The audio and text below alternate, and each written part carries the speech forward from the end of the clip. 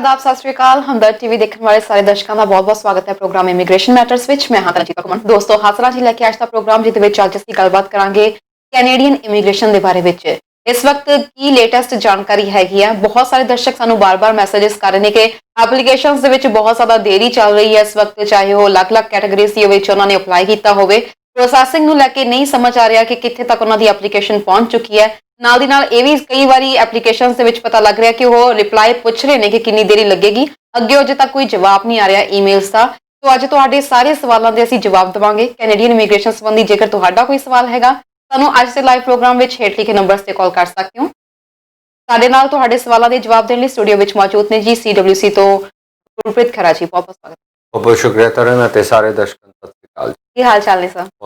Sir immigration की गल करिए, असीं देख रहे हैं सब कुछ नॉर्मल हो रहा वा, बैक टू नॉर्मल आ रहा। हालांकि कोविड के मामले थोड़े जे फिर वधने शुरू हो गए ने, पर इसके बावजूद असीं देखिए इकोनॉमी नूं बूस्ट करने सरकार काफी कुछ कर रही है। इमीग्रेशन की गल करिए तो इमीग्रेशन कदों तक नॉर्मल होने की हजे संभावना? ਜਿਹੜੇ ਜਦੋਂ ਤੱਕ ट्रैवल रिस्ट्रिक्शंस नहीं जाओगे तरन उदों तक लगता नहीं हैगा कि सिचुएशन नॉर्मल ते पहुंच सकूगी। ते ट्रैवल रिस्ट्रिक्शंस ने ਜਿਹੜੀਆਂ ਉਹ 30 सितंबर तक हाले फिलहाल लागू ने, पर ਜਿਹੜੇ तरीके ਨਾਲ नंबर्स वध रहे ने शायद नहीं रिस्क करूगा कोई कि दोबारे वो ट्रैवल रिस्ट्रिक्शंस ना किया जाए, बिल्कुल शायद अगे एक्सटेंड जरूर होणगीਆਂ जी। तो ਜਦੋਂ तक वो नॉर्मैंसी नहीं आऊगी त्यों त्यों ਜਿਹੜਾ ਇਹ डिले है ये ਹੁੰਦਾ रहना हैगा जी। पर जिवें तुसीं आख्या कि सरकार ने इकोनॉमी ਨੂੰ बूस्ट करने ਲਈ बहुत कोशिशां कीतियां ने, उन्हां दे विचों एक कोशिश ये भी हैगी है कि ਜਿਹੜੇ स्टूडेंट्स ने उन्हां ਦੀਆਂ अर्जियां ਨੂੰ सब तो पहला प्रोसैस किया जाए। सो ਜਿਹੜਾ ਉਹ ਸਾਰਾ मैन पावर हैगा जिन्हें बाकी अर्जियां ਨੂੰ प्रोसैस करना है, वो भी हुण ਜਿਹੜੀਆਂ स्टूडेंट एप्लीकेशन ने वो प्रोसैस करन लगे हुए ने, क्योंकि स्कूल ऑलरेडी शुरू हो चुके हैं जी। तो जोड़ा सैमेस्टर उन्होंने तो डिले नहीं किया गया। तो जो सैमेस्टर डिले नहीं किया गया तो सब तो पहला है कि उन्होंने टाइमली मैनर जो प्रोसैस किया जा सके, क्योंकि दो बहुत इंपॉर्टेंट ਜਿਹੜੀਆਂ पिछले समय चेंजिस की गई सी। सो एक चेंज ये सी कि जो मई या सितंबर का जो सैशन हैगा वो जो इंटायरिटी दे विच भी तुसी आउटसाइड ऑफ कैनेडा पढ़ लेने हो तो भी तुसी जी इमिग्रेशन लिए एलिजिबल हो जाओगे जी, वर्क परमिट लिए एलिजिबल हो जाओगे। तो वो करके इनकरेजमेंट बनाने की कोशिश की गई है कि स्टूडेंट ने जोड़े डिस्करेज ना फील करन कि जो कैनेडा तो बाहर पढ़ाई करते हैं तो उन्होंने जी वर्क परमिट है उन्होंने नहीं मिलूगा। तो ये सिर्फ मई या सितंबर एडमिशन के उत्ते हैगा। तो आने वाले समय की होगा वो हाले उन्होंने क्लैरिफाई नहीं किया, क्योंकि एक चीज़ क्लैरिफाइड हैगी है कि 50% तो घट है जो थोड़ा प्रोग्राम वो कैनेडा दे विच नहीं होना चाहिए, वध होना चाहिए, तां ही तुसीं वर्क परमिट लिए एलिजिबल होंगे। पर ये मई सितंबर लिए ये छूट है जी दी गई है। सो इसलिए छूट दी गई है ताकि इनकरेज्ड फील करन स्टूडेंट वो पढ़न, अदरवाइज जड़ियाँ सीटां ने वो भी खाली रह सकदियां ने। इत्थों एक इशारा जिहड़ा मिलता है कि सीटां खाली रह रही ने। शेरडन कॉलेज जिहड़ा ब्रैम्पटन दे विच हैगा उन्होंने हुण एक मनी बैक गारंटी प्रोग्राम चलाया हैगा। मनी बैक गारंटी प्रोग्राम ये हैगा कि जे तुसीं ऑल्टरनेटिव मैथड जिहदे नाल पढ़ाई कराई जा रही है ऑनलाइन मैथड जे तुहानूं पसंद नहीं तो 9 अक्तूबर तो पहला तुसीं चाहुंदे हो विड्रॉ करना तो तुहानूं जिहड़ी पूरी फीस है वो वापस कर दी जाऊगी। टैक्नीकली ये रूल भी हैगा। जिहड़ा 10 डे कूलिंग ऑफ पीरियड हैगा वो 10 दिनों के विच जे तुहानूं पढ़ाई पसंद नहीं आउंदी, स्कूल कॉलेज पसंद नहीं आउंदा, 10 दिनों के विच तुसीं विड्रॉ कर सकते हो। सो जे आपां कहीए कि 7 तरीक नूं स्कूल शुरू होया तो 17 सितंबर तक तुसीं विड्रॉ कर सकते हो। पर इन्हां ने टाइम नूं थोड़ा जिहा होर अगे वधाता, 9 तरीक कर दिता है ताकि 9 तरीक तक जे तुसीं नहीं तुहानूं नहीं पसंद आउंदा तो तुसीं विड्रॉ जिहड़ा कर सकते हो। ये भी अट्रैक्शन लई ही किया गया ताकि जे सीटां खाली ने तो भर जाएंगे, क्योंकि ये डिमांड एंड सप्लाई लई वाला काम हैगा। जिहड़ी चीज़ दी सप्लाई ज़्यादा है डिमांड घट है उत्थे ऑफ कोर्स इंसेंटिव ने जिहड़े कोई ना कोई दिते जाणगे। पर जिथे सप्लाई घट है तो डिमांड ज़्यादा है तो फिर उत्थे फीसां वधण दा भी काम है जिहड़ा शुरू हो सकता है। फीसां वधण दी गल कीती है पिछे जे कई यूनिवर्सिटी से ट्यूशन फीस च भी वाधा किया गया, जिन्हें लैके स्टूडेंट्स इस वक्त काफ़ी ज़्यादा रोस विच ने। पर गल करांगे दर्शक जुड़ गए ने। एक हेलो सत श्री अकाल जी। सत श्री अकाल जी, कित्थों बोल रहे हो? मैं पीसी तो गल कर रहे हैं जी सर। की सवाल है तुहाडा? मेरा सवाल यह है जिद्दां अपनी ऑलरेडी एप्लीकेशन की मैं लास्ट टाइम भी कॉल की थी ਤੇ ਜਿੱਦਾਂ ਆਪਣੀ ਸਪਾਊਸ ਓਪਨ ਵਰਕ ਪਰਮਿਟ ਦੀ ਐਪਲੀਕੇਸ਼ਨ ਮਾਰਚ ਦੀ ਕੀਤੀ ਹੋਈ ਆ, ਹਜੇ ਤੱਕ ਕੋਈ ਰਿਜ਼ਲਟ ਨਹੀਂ ਆਇਆ। ਠੀਕ ਹੈ, ਇੱਦਾਂ ਦੀ ਕੋਈ ਆਪਸ਼ਨ ਨਹੀਂ ਹੈਗੀ ਜਿੱਦਾਂ ਕਿ ਆਪਣੇ ਕੋਲ ਕੋਈ ਜੌਬ ਹੋਵੇ ਤੇ ਆਪਾਂ ਸਿੱਧਾ ਜਾ ਕੇ ਆਪਾਂ ਵਰਕ ਪਰਮਿਟ ਲੈ ਸਕਦੇ ਵੀ ਸਾਡੇ ਕੋਲ ਜੌਬ ਹੈਗੀ ਆ।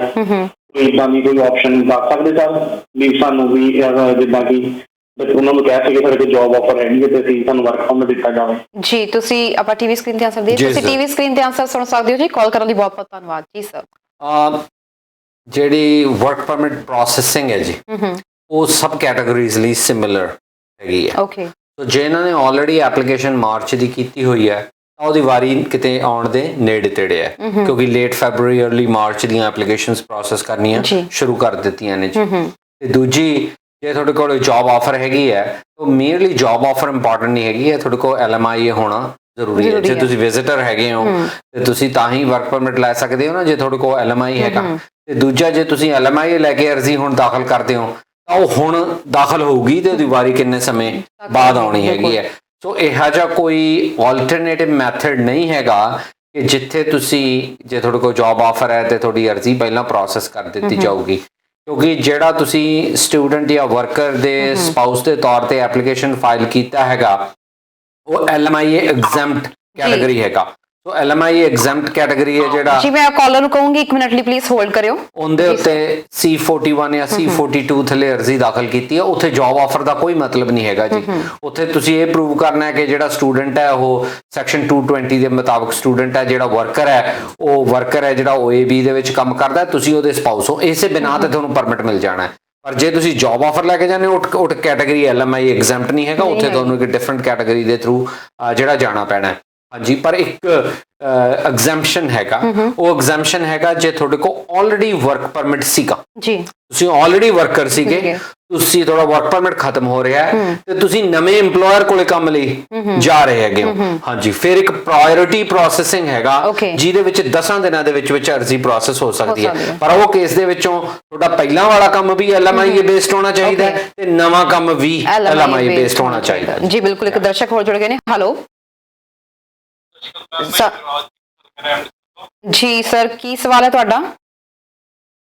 ਦੋ ਕੁਐਸਚਨ ਨੇ। ਮੈਂ ਜਨਵਰੀ ਇਨਟੇਕ ਸਟੂਡੈਂਟ ਵੀਜ਼ਾ ਲਈ ਅਪਲਾਈ ਕੀਤਾ ਹੋਇਆ ਹੈ, ਮੇਰਾ ਸਾਰੇ ਡਾਕੂਮੈਂਟ ਰੈਡੀ ਨੇ। ਮੈਂ ਸਰ ਤੋਂ ਇਹ ਪੁੱਛਣਾ ਹੈ ਕਿ ਜਿੱਦਾਂ 2% ਵੀਜ਼ਾ ਚੱਲ ਰਿਹਾ ਵਾ, ਸੇਮ ਜੈਨ ਵੀ ਇਦਾਂ ਹੀ 2% ਵਿੱਚ ਸਾਨੂੰ ਵੀਜ਼ਾ ਲੈਣਾ ਪਵੇਗਾ ਜੀ? ਮੈਮ ਮੇਰਾ ਮੇਰਾ ਕੁਐਸਚਨ ਇਹ ਹੈ ਕਿ ਮੈਂ ਜਿਸ ਏਜੰਟ ਕੋਲੋਂ ਆਪਣੀ ਆਫਰ ਲੈਟਰ ਅਪਲਾਈ ਕਰਕੇ ਫੀਸ ਪੇ ਕੀਤੀ ਸੀਗੀ ਜੀ, ਮੈਨੂੰ ਉਹਨਾਂ ਦਾ ਹੋਰ ਕੋਈ ਜੈਨੂਇਨਟੀ ਨਹੀਂ ਲੱਗੀ ਤੇ ਮੈਂ ਇਹ ਫੈਸਲਾ ਲਿਆ ਹੈ ਕਿ ਮੈਂ ਹੁਣ ਆਪਣੀ ਫਾਈਲ ਆਪ ਲਗਾਵਾਂ। ਸੋ ਜੇ ਕੱਲ ਨੂੰ ਮੈਂ ਆਪਣੀ ਫਾਈਲ ਆਪ ਲਗਾ ਕੇ ਵੀਜ਼ਾ ਲੈ ਕੇ ਆਨਲਾਈਨ ਪੜ੍ਹਦਾ ਆ ਤੇ ਇਹਦੇ ਵਿੱਚ ਮੈਨੂੰ ਚੇਂਜ ਆਫ ਏਜੰਟ ਦੀ ਕੋਈ ਕਾਲਜ ਵੱਲੋਂ ਪ੍ਰੋਬਲਮ ਤੇ ਨਹੀਂ ਆਏਗੀ? ਜੀ, ਆਪਾਂ ਟੀਵੀ ਸਕਰੀਨ ਤੇ ਆਨਸਰ, ਤੁਸੀਂ ਟੀਵੀ ਸਕਰੀਨ ਤੇ ਆਨਸਰ ਸੁਣ ਸਕਦੇ ਹੋ ਜੀ। ਕਾਲ ਕਰਨ ਲਈ ਬਹੁਤ ਬਹੁਤ ਧੰਨਵਾਦ ਜੀ ਸਰ। ਤਰਨ, ਮੈਂ ਬਹੁਤ ਗਲੈਡ ਹੈਗਾ ਕਿ ਇਹ ਸਵਾਲ ਇਹਨਾਂ ਨੇ ਇਹ ਪੁੱਛਿਆ ਹੈਗਾ ਏਜੰਟ ਵਾਲਾ। ਕਾਫੀ ਸਮਾਂ ਪਹਿਲਾਂ ਵੀ ਫਿਊ ਇਅਰਸ ਪਹਿਲਾਂ ਜਦੋਂ ਸਟੱਡੀ ਪ੍ਰੋਗਰਾਮ ਸ਼ੁਰੂ ਹੋਇਆ ਸੀ ਉਦੋਂ ਵੀ ਇਹਦੇ ਉੱਤੇ ਮੈਂ ਇੱਕ ਕਾਫੀ ਐਲੈਬੋਰੇਟ ਜਿਹੜਾ ਲੋਕਾਂ ਨਾਲ ਵਿਚਾਰ ਸਾਂਝੇ ਕੀਤੇ ਸੀ ਇਹ ਮਾਮਲੇ ਦੇ ਵਿੱਚੋਂ। ਪਹਿਲਾ ਸਵਾਲ ਕਿ ਕੀ ਜਨਵਰੀ ਦੇ ਵਿੱਚੋਂ ਹੀ 2 ਸਟੈਪ ਪ੍ਰੋਸੀਜਰ ਹੋਊਗਾ ਜੀ? ਇਹ ਡਿਪੈਂਡ ਕਰੂਗਾ ਕਿ ਉਦੋਂ ਤੱਕ ਕੋਵਿਡ ਸਿਚੁਏਸ਼ਨ ਕਿਵੇਂ ਦੀ ਹੁੰਦੀ ਹੈਗੀ ਹੈ। ਸੋ ਜੇ ਤਾਂ ਕੋਵਿਡ ਸਿਚੁਏਸ਼ਨ ਕਰੰਟ ਸਿਚੁਏਸ਼ਨ ਵਾਂਗੂ ਪ੍ਰੀਵੇਲ ਕਰਦੀ ਹੈ ਸ਼ਾਇਦ ਜਨਵਰੀ ਸੈਸ਼ਨ ਵੀ ਮਈ ਜਾਂ ਸੈਪਟੰਬਰ ਵਾਂਗੂ ਹੀ ਹੋਊਗਾ। ਜੇ ਕੋਵਿਡ ਸਿਚੁਏਸ਼ਨ ਸੁਧਾਰ ਹੋ ਜਾਂਦਾ ਜੀ ਤੇ ਫਿਰ ਇਸ ਅਪਰੂਵਲ ਇਨ ਪ੍ਰਿੰਸੀਪਲ ਜਿਹੜਾ 2 ਸਟੈਪ ਪ੍ਰੋਸੀਜਰ ਹੈ ਦਾ ਕੋਈ ਮਤਲਬ ਨਹੀਂ ਰਹਿ ਜਾਂਦਾ ਹੈਗਾ। ਸੋ ਇਹ ਹੁਣ ਤਾਂ ਡਿਪੈਂਡ ਕਰੂਗਾ ਜੀ ਕਿ ਉਦੋਂ ਤੱਕ ਰੱਬ ਦੀ ਮਿਹਰ ਕਿੰਨੀ ਹੁੰਦੀ ਹੈ ਤੇ ਸਿਚੁਏਸ਼ਨ ਹਟ ਜਾਂਦੀ ਹੈ। ਬਿਲਕੁਲ ਜੀ। ਦੂਜਾ ਜਿਹੜਾ ਸਵਾਲ ਹੈਗਾ ਉਹਨਾਂ ਦਾ ਏਜੰਟ ਦੇ ਉੱਤੇ, ਸੋ ਇੱਥੇ ਮੈਂ ਦੱਸਣਾ ਚਾਹੁੰਦਾ ਕਿ ਜਿਹੜਾ ਇੱਕ ਬਿਜ਼ਨਸ ਪ੍ਰਪੋਜੀਸ਼ਨ ਹੈ ਇਹ ਸਾਰਾ ਮਾਮਲਾ ਜਿਹੜਾ ਹੈਗਾ। ਸੋ ਇੱਥੇ 3 ਜਾਣੇ ਇਸ ਵੇਲੇ ਇਨਵੋਲਵਡ ਨੇ। ਇੱਕ ਆਪਣੇ ਕਾਲਰ ਜਿਨ੍ਹਾਂ ਨੇ ਕਾਲਜ 'ਚ ਐਡਮਿਸ਼ਨ ਲਈ ਹੈਗੀ, ਦੂਜਾ ਜਿਹੜਾ ਸਕੂਲ ਹੈਗਾ ਕਾਲਜ ਯੂਨੀਵਰਸਿਟੀ ਹੈਗਾ, ਤੇ ਤੀਜਾ ਏਜੰਟ। ਸੋ ਸਭ ਤੋਂ ਪਹਿਲਾਂ ਤਾਂ ਇਹ ਜਿਹੜਾ ਬਿਜ਼ਨਸ ਪ੍ਰਪੋਜੀਸ਼ਨ ਹੈਗਾ ਇਹਦੇ ਵਿੱਚੋਂ 2 ਜਣੇ ਸਿੱਧੇ ਤੌਰ ਤੇ ਆਪਸ ਦੇ ਵਿੱਚੋਂ ਸੰਬੰਧ ਰੱਖਦੇ ਆ। ਉਹਦੇ ਵਿੱਚੋਂ ਸਿੱਧੇ ਤੌਰ ਤੇ ਸੰਬੰਧ ਰੱਖਣ ਵਾਲਾ ਆਪਣਾ ਕਾਲਰ ਤੇ ਦੂਜਾ ਕਾਲਜ ਹੈਗਾ। ਜਿਹੜਾ ਆਪਣਾ ਕਾਲਰ ਹੈਗਾ ਉਹਨੇ ਇਹ ਪ੍ਰਪੋਜੀਸ਼ਨ ਹੈ ਉਹਦਾ ਕਿ ਉਹ ਪੜ੍ਹਾਈ ਕਰਨਾ ਚਾਹੁੰਦਾ। ਉਹਨੇ ਕਾਲਜ ਨੂੰ ਇੱਕ ਆਪਦਾ ਪ੍ਰਪੋਜ਼ਲ ਦਿੱਤਾ ਕਿ ਮੈਂ ਪੜ੍ਹਾਈ ਕਰਨੀ ਚਾਹੁੰਦਾ। ਕਾਲਜ ਨੇ ਉਹ ਪ੍ਰਪੋਜ਼ਲ ਨੂੰ ਮੰਨ ਕੇ ਇੱਕ ਆਫਰ ਕੀਤੀ ਹੈਗੀ ਹੈ ਕਿ ਹਾਂ ਤੂੰ ਪੜ੍ਹਾਈ ਕਰ ਸਕਦਾ। ਉਹ ਇੰਨੇ ਸਮੇਂ ਦੀ ਪੜ੍ਹਾਈ ਹੋਊਗੀ ਤੇ ਇੰਨੇ ਤੈਨੂੰ ਪੈਸੇ ਜਾਂ ਫੀਸ ਸਾਨੂੰ ਦੇਣੀ ਪੈਣੀ ਹੈਗੀ ਹੈ। ਉਹ ਆਫਰ ਨੂੰ ਮੰਨਣ ਤੋਂ ਬਾਅਦ ਜਿਹੜਾ ਕਾਲਰ ਹੈ ਉਹਨੇ ਅਗਰੀ ਕੀਤਾ ਕਿ ਹਾਂ ਮੈਂ ਪੜ੍ਹਨ ਲਈ ਤਿਆਰ ਹਾਂ ਤੇ ਮੈਂ ਆ ਫੀਸ ਤੁਹਾਨੂੰ ਦਿੰਦਾ ਹੈਗਾ। ਸੋ ਸਿੱਧਾ ਵਪਾਰ ਹੈ, ਇੱਕ ਪੜ੍ਹਾਈ ਲੈਣ ਵਾਲਾ ਪੈਸੇ ਦੇਣ ਵਾਲਾ, ਇੱਕ ਪੜ੍ਹਾਈ ਦੇਣ ਵਾਲਾ ਤੇ ਪੈਸੇ ਲੈਣ ਵਾਲਾ। ਸੋ ਸਿੱਧੇ ਤੌਰ ਤੇ ਇਹ ਇੱਕ ਬਿਜ਼ਨਸ ਟ੍ਰਾਂਜੈਕਸ਼ਨ ਹੈਗਾ। ਉਹਦੇ ਵਿੱਚੋਂ ਜਦੋਂ ਉਹਨੇ ਐਗਰੀਮੈਂਟ ਹੋ ਗਿਆ ਤਾਂ ਉਹਨਾਂ ਨੇ ਲੈਟਰ ਆਫ ਐਕਸੈਪਟੈਂਸ ਜਾਂ ਐਡਮਿਟੈਂਸ ਲੈਟਰ ਇਸ਼ੂ ਕਰ ਦਿੱਤਾ ਹੈਗਾ। ਸੋ ਇਹ ਦੋ ਜਾਣੇ ਆਪਸ ਦੇ ਵਿੱਚ ਸਿੱਧੇ ਤੌਰ ਤੇ ਸੰਬੰਧਿਤ ਨੇ। ਹੁਣ ਇੱਕ ਤੀਜਾ ਬੰਦਾ ਇਹਦੇ ਵਿੱਚ ਆਉਂਦਾ ਹੈਗਾ, ਉਹ ਹੈਗਾ ਏਜੰਟ। ਸੋ ਏਜੰਟ ਹੈ ਜਿਹੜਾ ਉਹ ਆਪਣੇ ਕਾਲਰ ਦੇ ਨਾਲ ਉਹਦਾ ਕੋਈ ਵੀ ਸੰਬੰਧ ਨਹੀਂ ਹੈਗਾ। ਉਹਦਾ ਸੰਬੰਧ ਸਿੱਧੇ ਤੌਰ ਤੇ ਕਾਲਜ ਦੇ ਨਾਲ ਹੈ। ਕਾਲਜ ਕੋਲ ਇੱਕ ਐਂਟੀਟੀ ਹੈ, ਇੱਕ ਸੌਦਾ ਹੈਗਾ, ਉਹ ਹੈਗਾ ਕਾਲਜ ਦੀ ਉਹ ਸੀਟ। ਸੋ ਕਾਲਜ ਨੇ ਉਸ ਬੰਦੇ ਨਾਲ ਸਮਝੌਤਾ ਕੀਤਾ ਕਿ ਤੂੰ ਇਹ ਮੇਰੀ ਐਂਟੀਟੀ ਨੂੰ, ਇਹ ਮੇਰੇ ਸੌਦੇ ਨੂੰ, ਮੇਰੀ ਸੀਟ ਨੂੰ ਵੇਚ ਤੇ ਤੈਨੂੰ ਇੰਨੇ ਪੈਸੇ ਉਹਦੇ ਕਮਿਸ਼ਨ ਦੇ ਤੌਰ ਤੇ ਦਿੱਤੇ ਜਾਣਗੇ। ਸੋ ਜਿਹੜਾ ਆਪਣਾ ਕਾਲਰ ਹੈ ਉਹਨੂੰ ਉਹ ਰੈਪਰੈਜ਼ੈਂਟ ਨਹੀਂ ਕਰ ਰਿਹਾ, ਉਹ ਕਾਲਜ ਨੂੰ ਰੈਪਰੈਜ਼ੈਂਟ ਕਰ ਰਿਹਾ ਹੈ। ਤੇ ਉਹ ਜਿਹੜਾ ਇੰਟਰਸਟ ਹੈਗਾ ਉਹਦਾ ਕਮਿਸ਼ਨ ਦੇ ਤੌਰ ਤੇ ਹੈ ਕਿ ਉਹਨੇ ਉਸ ਬੰਦੇ ਨੂੰ ਉਹ ਸੀਟ ਵੇਚੀ ਹੈਗੀ ਹੈ ਤੇ ਉਹਨੂੰ ਕਾਲਜ ਨੂੰ ਉਹਦੇ ਨਾਲ ਫਾਇਦਾ ਪਹੁੰਚਾਇਆ ਤੇ ਕਾਲਜ ਉਹਨੂੰ ਕਮਿਸ਼ਨ ਦੇ ਰਿਹਾ ਹੈਗਾ। ਤੇ ਦੂਜਾ ਜੀ, ਮੈਂ 1 ਮਿੰਟ ਕਾਲਰ ਨੂੰ ਪਲੀਜ਼ ਕਵਾਂਗੀ 1 ਮਿੰਟ ਲਈ ਹੋਲਡ ਰਹੋ ਸਰ ਤੁਸੀਂ। ਦੂਜਾ ਜਿਹੜੀ ਉਹਨੇ ਕਿਹਾ ਮੈਂ ਆਪਦੇ ਤੌਰ ਤੇ ਆਪ ਫਾਈਲ ਆਪਣੀ ਅਪਲਾਈ ਕਰਨਾ ਚਾਹੁੰਦਾ, ਉਹ ਬਿਲਕੁਲ ਕਰ ਸਕਦੇ ਨੇ ਜੀ। ਉਹ ਇਸ ਕਰਕੇ ਸਕਦੇ ਨੇ ਕਿਉਂਕਿ ਕੈਨੇਡਾ 'ਚ ਸੈਲਫ ਰਿਪਰੈਜ਼ੈਂਟੇਸ਼ਨ ਹੈ ਜਿਹੜੀ ਅਲਾਉਡ ਹੈਗੀ ਹੈ। ਜਿਹੜਾ ਉਹ ਏਜੰਟ ਹੈ, ਜਦੋਂ ਤੁਹਾਡੀ ਇਮੀਗ੍ਰੇਸ਼ਨ ਐਪਲੀਕੇਸ਼ਨ ਜਾਂ ਸਟੱਡੀ ਪਰਮਿਟ ਐਪਲੀਕੇਸ਼ਨ ਫਾਈਲ ਕਰ ਰਿਹਾ ਹੈ, ਉਹ ਕਿਉਂਕਿ ਸੈਕਸ਼ਨ 91 ਸਿਰਫ 3 ਤਰ੍ਹਾਂ ਦੇ ਲੋਕ ਨੂੰ ਇਮੀਗ੍ਰੇਸ਼ਨ ਪ੍ਰੈਕਟਿਸ ਕਰਨ ਦੀ ਇਜਾਜ਼ਤ ਦਿੰਦਾ। ਉਹ 'ਚ ਮੈਂਬਰ ICCRC ਜਿਵੇਂ ਮੈਂ ਹੈਗਾ, ਜਾਂ ਪ੍ਰੋਵਿੰਸ਼ੀਅਲ ਲਾਅ ਸੁਸਾਇਟੀ ਦਾ ਮੈਂਬਰ ਜਿਹੜਾ ਪ੍ਰੋਵਿੰਸ ਦੀ ਲਾਅ ਸੁਸਾਇਟੀ ਹੋਊਗੀ, ਜਾਂ ਫਿਰ ਸ਼ਾਂਬਰ ਦੇ ਨੋਥੇਅਰ ਜਿਹੜੀ ਕਿਬੈਕ ਦੀ ਬਾਡੀ ਹੈ। ਇਹ 3 ਜਾਣੇ ਤੁਹਾਨੂੰ ਰੈਪਰੈਜ਼ੈਂਟ ਕਰ ਸਕਦੇ ਆ। ਸੋ ਏਜੰਟ ਇੱਕ ਗੋਸਟ ਕੰਸਲਟੈਂਟ ਵਾਂਗੂ ਕੰਮ ਕਰ ਰਿਹਾ ਹੈ। ਸੋ ਉੱਥੇ ਉਹ ਇਸ ਤਰ੍ਹਾਂ ਅਰਜ਼ੀ ਦਾਖਲ ਕਰ ਰਿਹਾ ਹੈ ਕਿ ਜਿਹੜਾ ਸਟੂਡੈਂਟ ਆ ਉਹ ਆਪਣੀ ਅਰਜ਼ੀ ਆਪ ਦਾਖਲ ਕਰ ਰਿਹਾ ਹੈਗਾ, ਉਹ ਆਪਣਾ ਨਾਂ ਕਿਤੇ ਨਹੀਂ ਪਾਉਂਦਾ। ਜਾਂ ਉਹ ਇਸ ਤਰ੍ਹਾਂ ਦਾ ਅਰਜ਼ੀ ਦਾਖਲ ਕਰ ਰਿਹਾ ਹੈ ਕਿ ਮੈਂ ਇਹਦਾ ਫਰੈਂਡ ਹੈਗਾ ਤੇ ਮੈਂ ਇਹ ਤੋਂ ਕੋਈ ਪੈਸੇ ਚਾਰਜ ਨਹੀਂ ਕਰ ਰਿਹਾ ਹੈਗਾ। ਆਪਾਂ ਇਹਦੇ ਬਾਰੇ ਸਰ ਗੱਲ ਕਰਾਂਗੇ। ਸਵਾਲ ਲੈ ਲਈਏ ਸੀ। ਹੈਲੋ ਹਾਂਜੀ, ਸਤਿ ਸ਼੍ਰੀ ਅਕਾਲ ਜੀ। ਹਾਂਜੀ, ਸਤਿ ਸ਼੍ਰੀ ਅਕਾਲ ਜੀ। ਕਿੱਥੋਂ ਅਰਸ਼ਦੀਪ ਬੋਲ ਜੀ? ਹਾਂਜੀ, ਮੇਰਾ ਸਵਾਲ ਇਹ ਹੈ ਜੀ, ਇੱਕ ਤਾਂ ਜਿਹੜਾ BFS ਚੰਡੀਗੜ੍ਹ ਉਹਦਾ ਖੁੱਲ੍ਹਣ ਦਾ ਕਿੰਨਾ ਕੁ ਸਵਾਲ ਹੈ ਜੀ ਸਤੰਬਰ ਦੇ ਐਂਡ ਤੋਂ ਬਾਅਦ, ਤੇ ਅਸੀਂ ਫਾਈਲ ਨਜ਼ਰ ਦੀ ਤੇ ਲਾਸਟ ਸਤੰਬਰ ਦੇ ਵਿੱਚ ਲਾਈ ਸੀ ਜੀ ਉਹਨਾਂ ਦੀ ਇੱਕ ਰਿਕੁਐਸਟ ਨੌਨ ਐਕਸਪ੍ਰੈਸ TPR। ਉਹਨਾਂ ਦਾ ਐਪਲੀਕੇਸ਼ਨ ਨੰਬਰ ਵੀ ਆਇਆ ਹੋਇਆ ਤੇ ਉਹਨਾਂ ਦਾ ਪ੍ਰੀ ਅਰਾਈਵਲ ਸਰਵਿਸ ਲੈਟਰ ਵੀ ਆਇਆ ਹੋਇਆ ਜੀ ਫਰਵਰੀ 2020 ਵਿੱਚ। ਤੇ ਉਹ ਤੋਂ ਬਾਅਦ ਕੋਈ ਅਪਡੇਟ ਨਹੀਂ ਹੈਗੀ ਤੇ ਉਹਨਾਂ ਦਾ ਜਿਹੜਾ ਪ੍ਰੋਸੈਸਿੰਗ ਟਾਈਮ ਜਿਹੜਾ ਆਨਲਾਈਨ ਦਿਖਾਉਂਦੇ ਨੇ ਉਹ ਐਕਸਟੈਂਡ ਕਰ ਰਹੇ ਨੇ ਜੀ। ਉਹਨਾਂ ਐਪਲੀਕੇਸ਼ਨ ਦੇ ਬਾਰੇ ਦੋਗੇ ਕੋਈ ਅਪਡੇਟ? ਜੀ, ਤੁਸੀਂ ਟੀਵੀ ਸਕਰੀਨ ਤੇ ਆਨਸਰ ਸੁਣ ਸਕਦੇ ਹੋ ਜੀ। ਕਾਲ ਕਰਨ ਲਈ ਬਹੁਤ ਬਹੁਤ ਧੰਨਵਾਦ ਜੀ ਸਰ। ਆਪਾਂ ਪਹਿਲੀ ਸੋ ਜਿਹੜਾ VFS ਖੁੱਲਣ ਦੀ ਗੱਲ ਹੈਗੀ ਹੈ ਜੀ, ਉਹ ਤਾਂ ਡਿਪੈਂਡ ਕਰੂਗਾ ਕਿ ਸਿਚੁਏਸ਼ਨ ਕਿਵੇਂ ਪ੍ਰੀਵੇਲ ਕਰਦੀ ਹੈ ਉਸ ਤਰੀਕੇ ਨਾਲ। ਤੇ ਦੂਜਾ ਜਿਹੜਾ ਇਹਨਾਂ ਦਾ ਜਿਹੜਾ ਫੈਬਰਰੀ ਤੋਂ ਚਿੱਠੀ ਆਈ ਹੈ ਉਸ ਤੋਂ ਬਾਅਦ ਨਹੀਂ ਕੋਈ ਪ੍ਰੋਸੈਸ ਹੋਇਆ ਹੈਗਾ ਕਿਉਂਕਿ ਇਹ ਪ੍ਰੀ ਕੋਵਿਡ ਕੇਸ ਹੈਗਾ।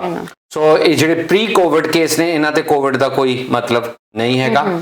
ਤੇ ਦੂਜੀ ਜਿਹੜੀ ਸਰਕਮਸਟੈਂਸਸ ਨੇ ਕਿ ਉਹ ਤੋਂ ਬਾਅਦ ਕੋਈ ਅਪਡੇਟ ਨਹੀਂ ਹੋਇਆ ਜਾਂ ਪ੍ਰੀ ਅਰਾਈਵਲ ਜਿਹੜੀ ਚਿੱਠੀ ਆਈ ਹੈਗੀ ਹੈ, ਨਾ ਮੈਡੀਕਲ ਨਾ ਉਹ ਪ੍ਰੀ ਅਰਾਈਵਲ ਚਿੱਠੀ ਆਉਣ ਦਾ ਮਤਲਬ ਇਹ ਨਹੀਂ ਕਿ ਤੁਹਾਨੂੰ ਵੀਜ਼ਾ ਮਿਲ ਜਾਣਾ।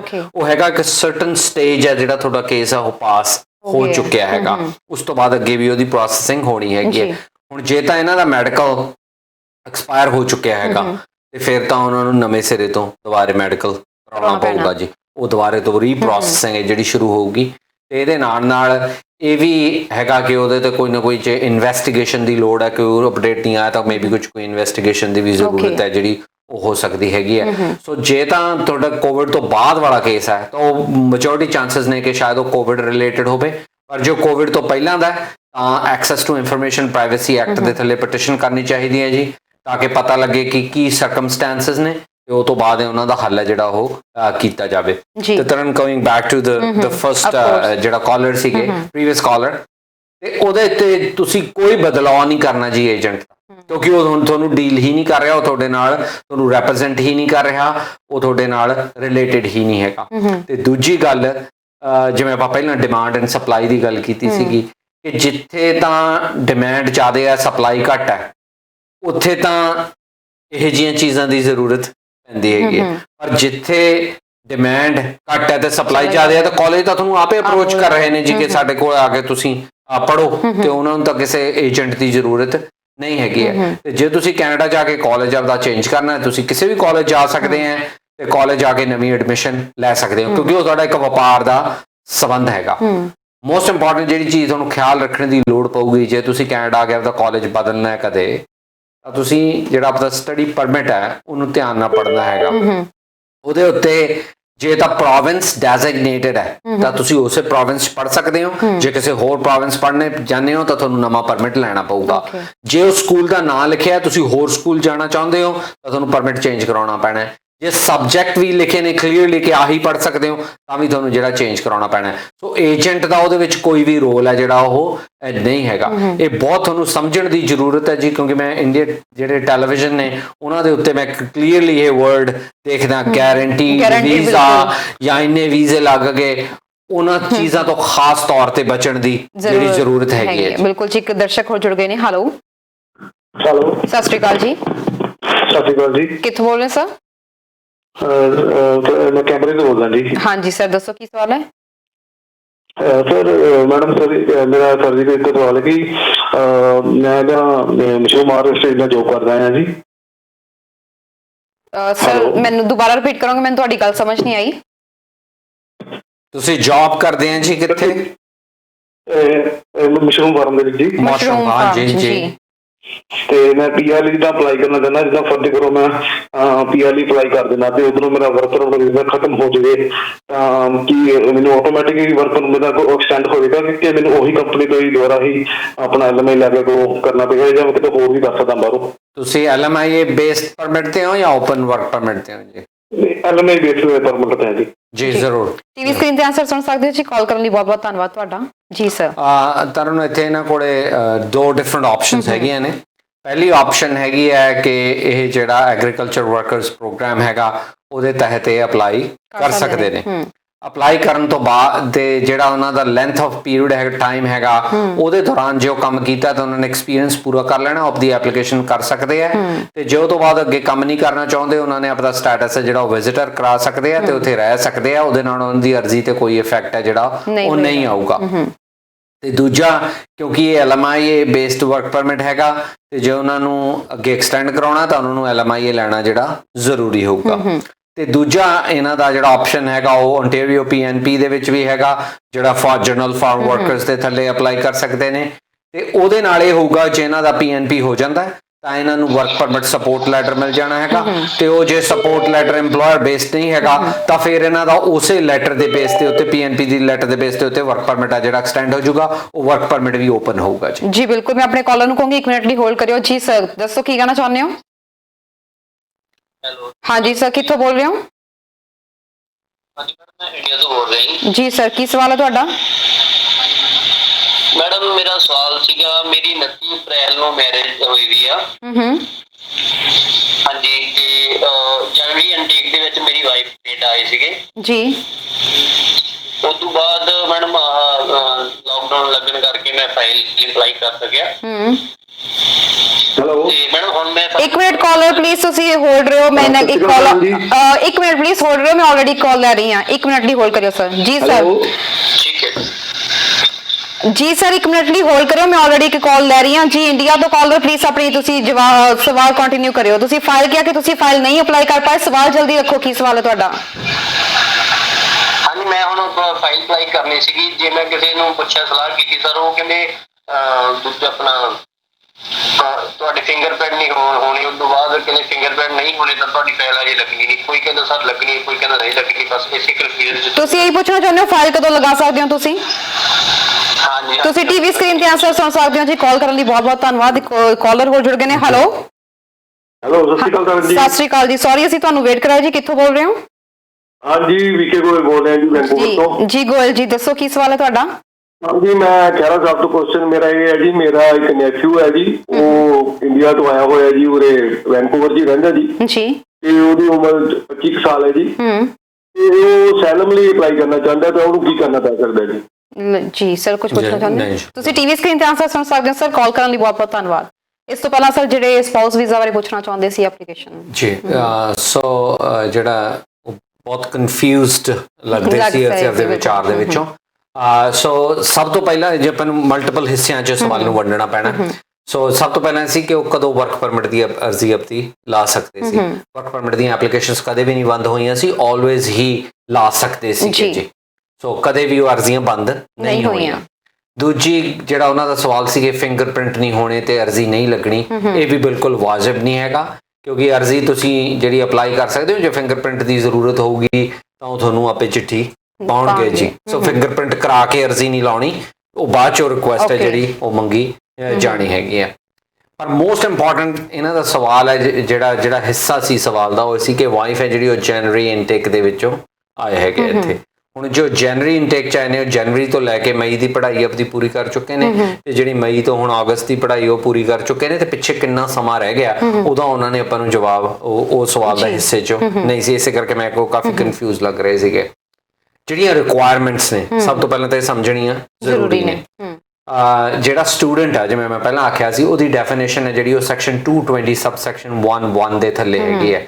ਸੋ ਉਹ ਹੈਗਾ ਕਿ ਜਿਹੜਾ ਸਟੂਡੈਂਟ ਹੈ ਉਹ ਡੈਜ਼ਿਗਨੇਟਡ ਲਰਨਿੰਗ ਇੰਸਟੀਟਿਊਸ਼ਨ ਦੇ ਵਿੱਚ ਐਨਰੋਲਡ ਹੋਣਾ ਚਾਹੀਦਾ ਤੇ ਫੁੱਲ ਟਾਈਮ ਐਨਰੋਲਡ ਹੋਣਾ ਚਾਹੀਦਾ। ਦੂਜਾ, ਐਕਟਿਵਲੀ ਪਰਸੂ ਕਰਦਾ ਹੋਣਾ ਚਾਹੀਦਾ ਆਪਣੀ ਫੁੱਲ ਟਾਈਮ ਐਜੂਕੇਸ਼ਨ ਨੂੰ। ਤੇ ਤੀਜਾ, 6 ਮਹੀਨੇ ਤੋਂ ਘੱਟ ਦਾ ਸਮਾਂ ਨਾ ਰਹਿ ਗਿਆ ਹੋਵੇ ਜਦੋਂ ਤੁਸੀਂ ਐਪਲੀਕੇਸ਼ਨ ਲਗਾਉਣੀ ਹੈ। ਸੋ ਜੇ ਪੜ੍ਹਾਈ 'ਚੋਂ 6 ਮਹੀਨੇ ਦਾ ਘੱਟ ਸਮਾਂ ਰਹਿ ਗਿਆ ਤਾਂ ਤੁਹਾਡੀ ਅਰਜ਼ੀ ਰਿਫਿਊਜ਼ ਹੋਣੀ ਹੈ, ਕਿਉਂਕਿ ਤੁਸੀਂ ਸਟੈਂਡਰਡ ਹੀ ਨਹੀਂ ਮੀਟ ਕਰ ਰਹੇ ਹੈਗੇ। ਸੋ ਜੇ ਉਹ ਜਨਵਰੀ ਸੈਸ਼ਨ 'ਚ ਆਏ ਸੀ ਤਾਂ ਜਨਵਰੀ 'ਚੋਂ ਅਪ੍ਰੈਲ 'ਚ ਇੱਕ ਸੈਸ਼ਨ ਪੂਰਾ ਹੋ ਗਿਆ, ਉਹ ਤੋਂ ਬਾਅਦ ਮਈ ਤੋਂ ਲੈ ਕੇ ਅਗਸਤ ਤੱਕ ਪੂਰਾ ਹੋ ਗਿਆ, ਤੇ ਤੀਜਾ ਸਮੈਸਟਰ ਹੁਣ ਸ਼ੁਰੂ ਹੋ ਚੁੱਕਿਆ ਹੈਗਾ। ਸੋ ਜੇ ਉਹ 2 ਸਮੈਸਟਰ ਪਾਸ ਕਰ ਚੁੱਕੇ ਨੇ ਤੇ ਪਿੱਛੇ 6 ਮਹੀਨੇ ਤੋਂ, ਜੇ ਤਾਂ 1 ਸਾਲ ਦਾ ਪ੍ਰੋਗਰਾਮ ਸੀ, ਟੈਕਨੀਕਲੀ ਪ੍ਰੋਗਰਾਮ ਪੂਰਾ ਹੋ ਗਿਆ, ਸੋ ਹੁਣ ਨਵੇਂ ਪ੍ਰੋਗਰਾਮ 'ਚ ਗਏ ਨੇ ਕਿ ਨਹੀਂ ਗਏ, ਪਰਮਿਟ ਐਕਸਟੈਂਡ ਕਰਾਇਆ ਕਿ ਨਹੀਂ ਕਰਾਇਆ, ਉਹ ਇੱਕ ਵੱਖਰਾ ਸਵਾਲ ਹੈਗਾ। ਉਸ ਤੋਂ ਬਾਅਦ ਜਦੋਂ ਜੇ 6 ਮਹੀਨੇ ਤੋਂ ਘੱਟ ਦਾ ਸਮਾਂ ਬਚਦਾ ਹੈਗਾ ਪਿੱਛੇ, ਤੇ ਫਿਰ ਉਹ ਅਰਜ਼ੀ ਜਿਹੜੀ ਆ ਉਹ ਫੇਲ ਹੋ ਜਾਣੀ ਹੈਗੀ ਹੈ। ਸੋ ਉਦੋਂ ਹੀ ਅਰਜ਼ੀ ਲਾਉਣੀ ਚਾਹੀਦੀ ਹੈ ਜੇ 6 ਮਹੀਨੇ ਤੋਂ ਵੱਧ ਦਾ ਸਮਾਂ ਬਚਦਾ। ਦੂਜੀ ਜਿਹੜੀ ਹੈ ਉਹ ਰੈਗੂਲੇਸ਼ਨ 4 ਹੈਗਾ। ਇਹਨਾਂ ਨੇ ਪ੍ਰੂਵ ਕਰਨਾ ਹੈ ਕਿ ਵਿਆਹ ਦਾ ਪਰਪਸ ਹੈ ਜਿਹੜਾ ਇਮੀਗ੍ਰੇਸ਼ਨ ਨਹੀਂ ਹੋਣਾ ਚਾਹੀਦਾ ਤੇ ਵਿਆਹ ਵੀ ਜੈਨੂਇਨ ਹੋਣਾ ਚਾਹੀਦਾ। ਸੋ ਹੁਣ ਉੱਥੇ ਕਾਫੀ ਜਿਹੜੇ ਅਨਐਂਸਰਡ ਕੁਐਸਚਨਸ ਨੇ। ਸਾਡਾ ਵਿਆਹ ਮਈ ਦੇ ਵਿੱਚ ਹੋਇਆ ਸੀ, ਸੋ ਮਈ ਹੈ ਜਿਹੜਾ ਉਹ 2019 ਹੀ ਹੋ ਸਕਦਾ, ਕਿਉਂਕਿ ਜੋ ਜਨਵਰੀ ਸੈਸ਼ਨ 'ਚ ਆਏ ਸੀ ਤਾਂ ਮਈ 'ਚ ਜਾ ਕੇ ਤਾਂ ਵਾਪਸ ਉਹ ਆਏ ਨਹੀਂ ਹੈਗੇ। ਸੋ ਜੇ ਮਈ 'ਚ ਵਿਆਹ ਹੋਇਆ ਸੀ, ਉਹ ਜਨਵਰੀ ਸੈਸ਼ਨ 'ਚ ਆਏ ਨੇ ਤੇ ਵਿਆਹ ਹੋ ਚੁੱਕਿਆ ਸੀ, ਤਾਂ ਇਹ ਤਾਂ ਇਕੱਠੀ ਅਰਜ਼ੀ ਲਾ ਸਕਦੇ ਸੀ ਆਪਣੇ। ਜੇ ਮਈ 'ਚ ਵਿਆਹ ਹੋਇਆ, ਜਨਵਰੀ ਸੈਸ਼ਨ 'ਚੋਂ ਆਏ ਨੇ, ਤੇ ਇਹਦਾ ਮਤਲਬ ਉਹਨਾਂ ਦੀ ਅਰਜ਼ੀ ਕਿਤੇ ਅਗਸਤ, ਸਤੰਬਰ, ਅਕਤੂਬਰ ਦੇ ਵਿੱਚ ਕਿਤੇ ਲੱਗੀ ਹੋਣੀ ਹੈ। ਇਹਦਾ ਮਤਲਬ ਉਹ ਮੈਰਿਡ ਸੀ, ਤੇ ਫਿਰ ਇਹਨਾਂ ਨੇ ਆਪਣੀ ਅਰਜ਼ੀ ਨਾਲ ਕਿਉਂ ਨਹੀਂ ਅਪਲਾਈ ਕੀਤੀ ਹੈਗੀ ਹੈ। ਸੋ ਇਹ ਵੀ ਕੁਐਸਚਨ ਹੈਗਾ ਕਿ ਉਦੋਂ ਉਹਨੂੰ ਡਿਕਲੇਅਰ ਕੀਤਾ ਉਹ ਮੈਰਿਡ ਸੀ ਕਿ ਨਹੀਂ ਸੀਗਾ। ਸੋ ਬਹੁਤ ਸਾਰੇ ਸਵਾਲ ਨੇ ਜਿਹੜੇ ਅਨਆਂਸਰਡ ਨੇ ਇਹ ਕੇਸ ਦੇ ਵਿੱਚੋਂ, ਤੇ ਮੈਂ ਇਸ ਕਰਕੇ ਵੀ ਕੁਐਸਚਨਿੰਗ ਨਹੀਂ ਕੀਤੀ ਪਬਲਿਕਲੀ, ਕਿਉਂਕਿ ਉਹਦੇ ਨਾਲ ਉਹਨਾਂ ਦੀ ਪ੍ਰਾਈਵੇਟ ਇਨਫੋਰਮੇਸ਼ਨ ਆ ਉਹ ਪਬਲਿਕ ਹੋ ਸਕਦੀ ਹੈ। ਸੋ ਮੈਂ ਰਿਕੁਐਸਟ ਕਰੂੰਗਾ ਕਿ ਉਹ ਸਾਡੇ ਆਫਿਸ ਨੂੰ ਕਾਲ ਕਰ ਲੈਣ ਜੀ। ਉਹ ਤੋਂ ਬਾਅਦ ਇਹ ਸਾਰੇ ਸਵਾਲਾਂ ਦੇ ਜਵਾਬ ਕਰਕੇ ਫਿਰ ਉਹਨਾਂ ਨੂੰ ਸਹੀ ਜਿਹੜਾ ਆਨਸਰ ਦਿੱਤਾ ਜਾ ਸਕਦਾ। ਤੇ ਗੋਇਲ ਸਾਹਿਬ ਦਾ ਸਵਾਲ ਸੀ ਕਿ ਉਹਨਾਂ ਦਾ ਜਿਹੜਾ ਨੈਫਿਊ ਹੈ ਉਹ ਅਸਾਈਲਮ ਕਰਨਾ ਚਾਹੁੰਦਾ ਹੈਗਾ। ਸੋ ਰੈਫਿਊਜੀ ਕਲੇਮ ਕਰਨ ਲਈ ਜਿਹੜੇ 3 ਸਟੈਂਡਰਡ ਨੇ ਉਹ ਤੁਸੀਂ ਮੀਟ ਕਰਨੇ ਹੈਗੇ। ਪਹਿਲਾ ਜਿਹੜਾ ਸਟੈਂਡਰਡ ਹੈਗਾ ਉਹ ਹੈਗਾ ਫੀਅਰ ਆਫ ਲਾਈਫ। ਜੇ ਤੁਹਾਨੂੰ ਜਾਨ ਦਾ ਖਤਰਾ ਹੈਗਾ ਤਾਂ ਹੀ ਤੁਸੀਂ ਰੈਫਿਊਜੀ ਕਲੇਮ ਕਰ ਸਕਦੇ ਹੋ। ਦੂਜਾ ਹੈਗਾ ਸਟੇਟ ਪਰਸੀਕਿਊਸ਼ਨ। ਸਟੇਟ ਪਰਸੀਕਿਊਸ਼ਨ ਦਾ ਮਤਲਬ ਹੈ ਕਿ ਜੋ ਉੱਥੇ ਦੀ ਸਰਕਾਰ ਹੈ ਉਹੀ ਤੁਹਾਡੇ ਖਿਲਾਫ ਕੰਮ ਕਰ ਰਹੀ ਹੈ ਜਾਂ ਤੁਹਾਡੀ ਜਾਨ ਨਹੀਂ ਬਚਾਉਣਾ ਚਾਹੁੰਦੀ। ਤੀਜਾ ਹੈਗਾ ਇੰਟਰਨਲ ਫਲਾਈਟ ਅਲਟਰਨੇਟਿਵ। ਇਹਦਾ ਮਤਲਬ ਹੈਗਾ ਕਿ ਇੰਡੀਆ ਦੇ ਇੱਕ ਹਿੱਸੇ 'ਚ ਜੇ ਤੁਹਾਨੂੰ ਜਾਨ ਦਾ ਖਤਰਾ ਹੈ, ਕੀ ਤੁਸੀਂ ਹੋਰ ਹਿੱਸੇ 'ਚ ਜਾ ਕੇ ਰਹਿ ਸਕਦੇ ਹੋ? ਜੇ ਰਹਿ ਸਕਦੇ ਹੋ ਤੁਸੀਂ ਫਿਰ ਇੰਟਰਨਲੀ ਡਿਸਪਲੇਸ ਹੋ ਸਕਦੇ ਹੋ, ਤਾਂ ਤੁਹਾਨੂੰ ਕੋਈ ਜਾਨ ਦਾ ਖਤਰਾ ਨਹੀਂ ਹੈਗਾ। ਸੋ ਇਹ ਤਿੰਨੇ ਸਟੈਂਡਰਡਸ ਨੂੰ ਮੀਟ ਕਰੋਗੇ ਤਾਂ ਹੀ ਤੁਹਾਡਾ ਜਿਹੜਾ ਕਲੇਮ ਹੈ ਉਹ ਸਫਲ ਹੋਊਗਾ ਜੀ। ਅਦਰਵਾਈਜ਼ ਜੇ ਉਹ ਪ੍ਰੋਸੈਸ ਪੁੱਛਣਾ ਚਾਹੁੰਦੇ ਸੀ ਕਿ ਪ੍ਰੋਸੈਸ ਕੀ ਹੈਗਾ ਕਲੇਮ ਕਰਨ ਦਾ, ਉਹ ਬਹੁਤ ਸਿੰਪਲ ਹੈਗਾ। ਤੁਸੀਂ ਆਪਣੇ ਲੋਕਲ ਇਮੀਗ੍ਰੇਸ਼ਨ ਦਫ਼ਤਰ ਦੇ ਵਿੱਚ ਉਹ ਜਾਣਾ ਹੈਗਾ ਤੇ ਤੁਸੀਂ ਉਹਨਾਂ ਨੂੰ ਦੱਸਣਾ ਹੈਗਾ ਕਿ ਤੁਸੀਂ ਰੈਫਿਊਜੀ ਕਲੇਮ ਕਰਨਾ ਚਾਹੁੰਦੇ ਹੋ। ਉਹ ਤੋਂ ਬਾਅਦ ਐਲੀਜੀਬਿਲਿਟੀ ਜਿਹੜੀ ਟੈਸਟ ਹੋਣਾ ਹੈਗਾ ਕਿ ਤੁਸੀਂ ਕਰਨ ਦੇ ਕਾਬਿਲ ਵੀ ਹੈਗੇ ਹੋ ਕਿ ਨਹੀਂ ਹੈਗੇ ਹੋ। ਹੁਣ ਸਿੱਧਾ ਹੀ ਕਲੇਮ ਦਾਖਲ ਨਹੀਂ ਕਰ ਦਿੱਤਾ ਜਾਂਦਾ, ਪਹਿਲਾਂ ਦੇਖਿਆ ਜਾਂਦਾ ਕਿ ਐਲੀਜੀਬਿਲਿਟੀ ਹੈ ਜਾਂ ਨਹੀਂ ਹੈ। ਉਹ ਐਲੀਜੀਬਿਲਿਟੀ ਦੇਖਣ ਵੇਲੇ ਸਿਕਿਉਰਿਟੀ ਕਲੀਅਰੈਂਸ ਹੈ, ਦੂਜਾ ਥਰਡ ਸੇਫ ਕੰਟਰੀ ਐਗਰੀਮੈਂਟ ਹੈ ਕਿ ਤੁਸੀਂ ਅਮਰੀਕਾ ਤੋਂ ਇਹਨਾਂ ਨੇ ਪਹਿਲਾਂ ਕਲੇਮ ਕੀਤਾ ਜਾਂ ਤੁਸੀਂ ਇਹੋ ਜਿਹੇ ਮੁਲਕ 'ਚ ਤਾਂ ਨਹੀਂ ਸੀਗੇ ਜਿੱਥੇ ਤੁਸੀਂ ਸੇਫ ਰਹਿ ਸਕਦੇ ਸੀ, ਇਹ ਫਸਟ ਓਪਰਚੁਨਿਟੀ ਹੈ ਕਿ ਨਹੀਂ ਹੈ। ਉਹ ਤੋਂ ਬਾਅਦ ਆਫਿਸਰ ਤੁਹਾਨੂੰ ਦੁਬਾਰੇ ਬੁਲਾਉਂਦਾ ਹੈਗਾ ਕਿ ਤੁਸੀਂ ਕਲੇਮ ਜਿਹੜਾ ਉਹ ਆਪਣਾ ਫਾਈਲ ਕਰ ਸਕਦੇ ਹੋ।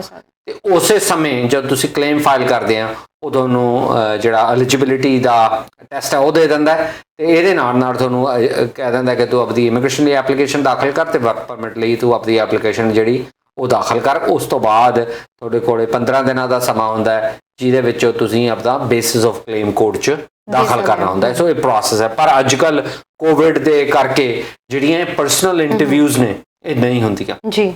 ਹੁਣ ਜਦ ਤੁਸੀਂ ਕਲੇਮ ਫਾਈਲ ਕਰਨਾ ਹੈ ਉਹ ਤੁਸੀਂ ਇੱਕ ਈਮੇਲ ਹੈਗਾ, ਉਹ ਈਮੇਲ ਦੇ ਥਰੂ ਕਲੇਮ ਫਾਈਲ ਕਰਨਾ। ਸਰ ਜਿਹੜੇ ਸਬੂਤ ਹੋਣਗੇ ਉਹ ਵੀ ਫਿਰ ਈਮੇਲ ਦੇ ਜ਼ਰੀਏ ਭੇਜਣਾ। ਬਿਲਕੁਲ ਕਰਨ। ਸੋ ਜਦੋਂ ਤੁਸੀਂ ਉਹ ਕਲੇਮ ਫਾਈਲ ਕਰਤਾ ਉਸ ਤੋਂ ਬਾਅਦ ਐਲੀਜੀਬਿਲਿਟੀ ਟੈਸਟ ਹੈ ਜਿਹੜਾ ਹੋਣਾ, ਉਹਦੇ ਲਈ ਹੁਣ ਕਾਗਜ਼ ਪੱਤਰ ਪਹੁੰਚਾਉਣ ਲਈ ਕੈਨੇਡਾ ਪੋਸਟ ਦੇ ਨਾਲ ਜਿਹੜਾ CBSA ਨੇ ਤੇ ਇਮੀਗ੍ਰੇਸ਼ਨ ਰੈਫਿਊਜੀ ਬੋਰਡ ਨੇ ਇੱਕ ਸਮਝੌਤਾ ਕੀਤਾ ਹੈਗਾ।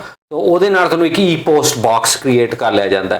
ਸੋ ਤੁਸੀਂ ਉਹਦੇ ਵਿੱਚ ਕਾਗਜ਼ ਦਾਖਲ ਕਰਨੇ ਨੇ, ਉਹ ਕਿੰਨੇ ਵੀ ਹੋ ਸਕਦੇ ਨੇ, ਤਾਂ ਕਾਗਜ਼ ਉੱਥੇ ਪਹੁੰਚਾ ਦਿੱਤੇ ਜਾਣ। ਸੋ ਟੈਕਨੀਕਲੀ ਮਤਲਬ ਕਿ ਫਿਜ਼ੀਕਲ ਕਾਗਜ਼ ਪਹੁੰਚਾਉਣ ਦੀ ਜਗ੍ਹਾ ਕੈਨੇਡਾ ਪੋਸਟ ਉਹਨੂੰ ਇਲੈਕਟ੍ਰੋਨਿਕਲੀ ਪਹੁੰਚਾ ਦਿੰਦਾ। ਸੋ ਕਿਉਂਕਿ ਕਾਨੂੰਨੀ ਰਿਕੁਆਇਰਮੈਂਟ ਹੈ ਕਿ ਕਾਗਜ਼ ਨੇ ਜਿਹੜੇ ਉਸ ਰੂਪ ਵਿੱਚ ਦਾਖਲ ਹੋਣੇ ਚਾਹੀਦੇ ਨੇ। ਸੋ ਈਮੇਲ ਦੇ ਥਰੂ ਤਾਂ ਟੈਕਨੀਕਲੀ ਨਹੀਂ ਪੋਸੀਬਲ ਹੋ ਸਕਦਾ, ਉਹਦੇ ਲਈ ਹੀ ਉਹ ਬਾਕਸ ਕ੍ਰੀਏਟ ਕੀਤਾ ਗਿਆ।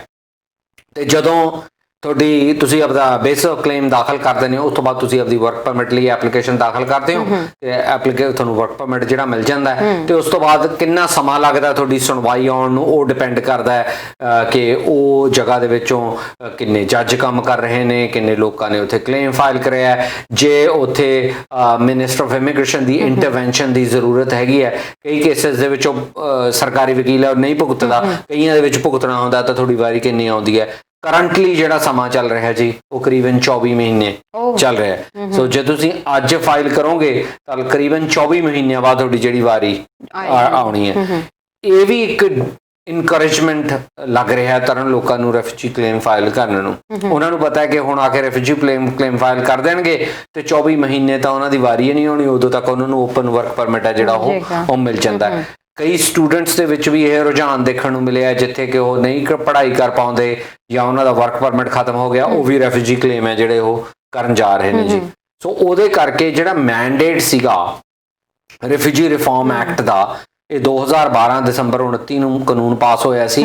ਇਹਦੇ ਵਿੱਚ ਮੈਂਡੇਟਡ ਸੀਗਾ ਕਿ ਨਾਨ ਡੈਜ਼ਿਗਨੇਟਿਡ ਕੰਟਰੀ ਦੇ ਜਿਹੜਾ ਬੰਦਾ ਆਉਂਦਾ ਉਹਦਾ 60 ਦਿਨਾਂ ਦੇ ਵਿੱਚ ਕਲੇਮ ਦਾ ਫੈਸਲਾ ਕਰੋ ਤੇ ਜਿਹੜਾ ਡੈਜ਼ਿਗਨੇਟਿਡ ਕੰਟਰੀ ਤੋਂ ਆਉਂਦਾ ਹੈਗਾ ਉਹਨੂੰ 45 ਦਿਨਾਂ ਦੇ ਵਿੱਚ ਫੈਸਲਾ ਕੀਤਾ ਜਾਵੇ। ਤੇ ਦੂਜਾ, ਜੇ 2 ਤੋਂ ਵੱਧ ਬੰਦੇ ਇੱਕ ਵੈਸਲ ਚੋਂ, ਚਾਹੇ ਉਹ ਕਾਰ ਹੋ ਸਕਦੀ ਹੈ, ਹਵਾਈ ਜਹਾਜ਼ ਹੋ ਸਕਦਾ, ਸ਼ਿਪ ਹੋ ਸਕਦਾ ਹੈ, ਉਹਦੇ ਵਿੱਚੋਂ ਰੈਫਿਊਜੀ ਕਲੇਮ ਕਰਨ ਤਾਂ ਉਹਨਾਂ ਨੂੰ ਉਹਨਾਂ ਚਿਰ ਜੇਲ੍ਹ ਚੋਂ ਨਾ ਛੱਡਿਆ ਜਾਵੇ ਜਿੰਨਾ ਚਿਰ ਉਹਨਾਂ ਦੇ ਕਲੇਮ ਤੇ ਫੈਸਲਾ ਨਾ ਹੋਵੇ। ਤੇ ਦੂਜੇ ਪਾਸੇ ਜਦੋਂ ਯੂਨਾਈਟਿਡ ਸਟੇਟਸ 'ਚੋਂ ਰੈਫਿਊਜੀਜ਼ ਆਉਣੇ ਸ਼ੁਰੂ ਹੋਏ 2 ਸਾਲ ਪਹਿਲਾਂ, ਤਾਂ ਇਹ ਟਾਈਮ ਵੱਧ ਕੇ 6 ਮਹੀਨੇ ਤੋਂ ਵੱਧਦਾ ਸਾਲ ਹੋ ਗਿਆ, ਫਿਰ 18 ਮਹੀਨੇ ਹੋ ਗਿਆ। ਉਸ ਸਮੇਂ ਮੈਂਡੇਟ ਕਿਤੇ ਲੂਜ਼ ਹੋ ਗਿਆ। ਸੋ ਹੁਣ 60 ਦਿਨਾਂ ਦੇ ਵਿੱਚ ਤਾਂ ਕਿਸੇ ਦਾ ਫੈਸਲਾ ਨਹੀਂ ਹੁੰਦਾ ਜੀ। ਬਿਲਕੁਲ ਜੀ, ਇਹਦੇ ਬਾਰੇ ਸਰ ਗੱਲਬਾਤ ਕਰਾਂਗੇ। ਇੱਕ ਛੋਟੇ ਜਿਹੇ ਬ੍ਰੇਕ ਲਈ ਇੱਥੇ ਰੁਕ ਰਹੇ ਹਾਂ। ਬ੍ਰੇਕ ਤੋਂ ਬਾਅਦ ਜੀ ਵਾਪਸ ਆ ਰਹੇ ਹਾਂ। ਤੁਹਾਡੀਆਂ ਕਾਲਸ ਵਿੱਚ ਦੀ ਕੁਝ ਸਾਨੂੰ ਡਿਸਕਨੈਕਟ ਕਰਨੀਆਂ ਪਈਆਂ ਕਿਉਂਕਿ ਬ੍ਰੇਕ ਦਾ ਟਾਈਮ ਸੀ। ਤੁਸੀਂ ਦੁਬਾਰਾ ਕਾਲ ਕਰ ਸਕਦੇ ਹੋ ਬ੍ਰੇਕ ਤੋਂ ਬਾਅਦ। ਦੇਖਦੇ ਰਹੋ ਹਮਦਰਦ ਟੀਵੀ।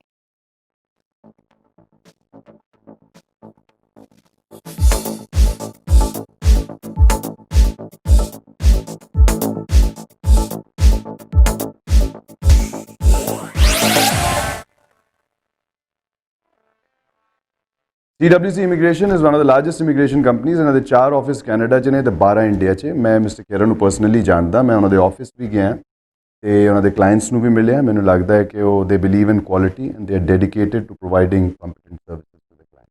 ਸਿਤਾਰਿਆਂ ਦੀ ਪਸੰਦ ਤੇ ਤੁਹਾਡੇ ਸਾਰਿਆਂ ਦੀ ਪਸੰਦ CWC ਇਮੀਗ੍ਰੇਸ਼ਨ ਦੇ ਹਰ ਮਸਲੇ ਲਈ ਇੱਕੋ ਹੀ ਨਾਂ ਤੇ ਇੱਕੋ ਹੀ ਥਾਂ। ਇਮੀਗ੍ਰੇਸ਼ਨ ਅਪੀਲਾਂ ਤੇ ਇਨਵੈਸਟੀਗੇਸ਼ਨ ਦੇ ਮਾਹਿਰ CWC Immigration 9056704444। ਟੈਲੀ ਟਾਕ ਅੱਜ ਦੇ ਸੋਸ਼ਲ ਮੀਡੀਆ ਦੇ ਦੌਰ ਵਿੱਚ ਤੁਹਾਡਾ ਟੈਲੈਂਟ ਕਿਉਂ ਰਹੇ ਪਿੱਛੇ? ਟਿਕਟੌਕ ਨਹੀਂ ਤਾਂ ਟੈਲੀ ਟਾਕ ਹੀ ਸਹੀ। ਜੀ ਹਾਂ, ਬਿਲਕੁਲ ਠੀਕ ਸੁਣਿਆ, ਟੈਲੀ ਟਾਕ ਐਂਡਰੋਇਡ ਦੇ ਨਾਲ ਐਪਲ ਫੋਨਸ ਦੇ ਵਿੱਚ ਵੀ ਆ ਚੁੱਕੀ ਹੈ, ਜਿਸ ਵਿੱਚ ਨੇ ਬਿਲਕੁਲ ਟਿਕਟੌਕ ਵਰਗੇ ਫੀਚਰਸ ਜਿਵੇਂ ਕਿ short video uploading, video sharing, images sharing. Facebook ਦੀ ਤਰ੍ਹਾਂ ਹੀ ਆਪਣੇ ਮਨਪਸੰਦ ਲੋਕਾਂ ਨੂੰ ਕਰੋ follow, record on camera. TikTok ਦੀ ਤਰ੍ਹਾਂ ਹੀ ਟੈਲੈਂਟ ਸੈਕਸ਼ਨ, ਇੰਡੀਆ ਦੀ number 1 app, live videos. Users ਆਪਣਾ ਵੀਡੀਓ ਖੁਦ ਬਣਾ ਸਕਦੇ ਨੇ। ਸੋ ਅੱਜ ਹੀ ਆਪਣੇ ਐਂਡਰੋਇਡ ਜਾਂ ਫਿਰ ਐਪਲ ਫੋਨਸ ਦੇ ਵਿੱਚ ਡਾਊਨਲੋਡ ਕਰੋ ਟੈਲੀ ਟਾਕ। ਵਧੇਰੇ ਜਾਣਕਾਰੀ ਲਈ ਕਾਲ ਕਰੋ 647 710 8300। ਜੌਬਸ ਕੀ ਤੁਸੀਂ ਕੈਨੇਡਾ ਵਿੱਚ ਕੰਮ ਦੀ ਭਾਲ ਵਿੱਚ ਹੋ ਤਾਂ ਤੁਹਾਡਾ ਇੰਤਜ਼ਾਰ ਖਤਮ। ਸਾਨੂੰ ਲੋੜ ਹੈ ਨਵੇਂ ਜਾਂ ਫਿਰ ਪੁਰਾਣੇ ਤਜਰਬੇਕਾਰ ਵਰਕਰਸ ਦੀ। Restaurant staff, warehouse worker, bookkeepers, accountants, general labour. ਇਸ ਤੋਂ ਇਲਾਵਾ GTA ਵਿੱਚ ਫਾਰਮ ਵਰਕਰਸ ਦੀ ਹੈ ਤੁਰੰਤ ਲੋੜ। ਕਿਸੇ ਵੀ ਤਰ੍ਹਾਂ ਦੀ ਜੌਬ ਲਈ ਅੱਜ ਹੀ ਸੰਪਰਕ ਕਰੋ। ਵਧੀਆ ਤਨਖਾਹ, ਅੱਜ ਫੋਨ ਕਰੋ ਤੇ ਕੱਲ ਤੋਂ ਕੰਮ ਤੇ ਆਓ। Phone number 416 706 8711।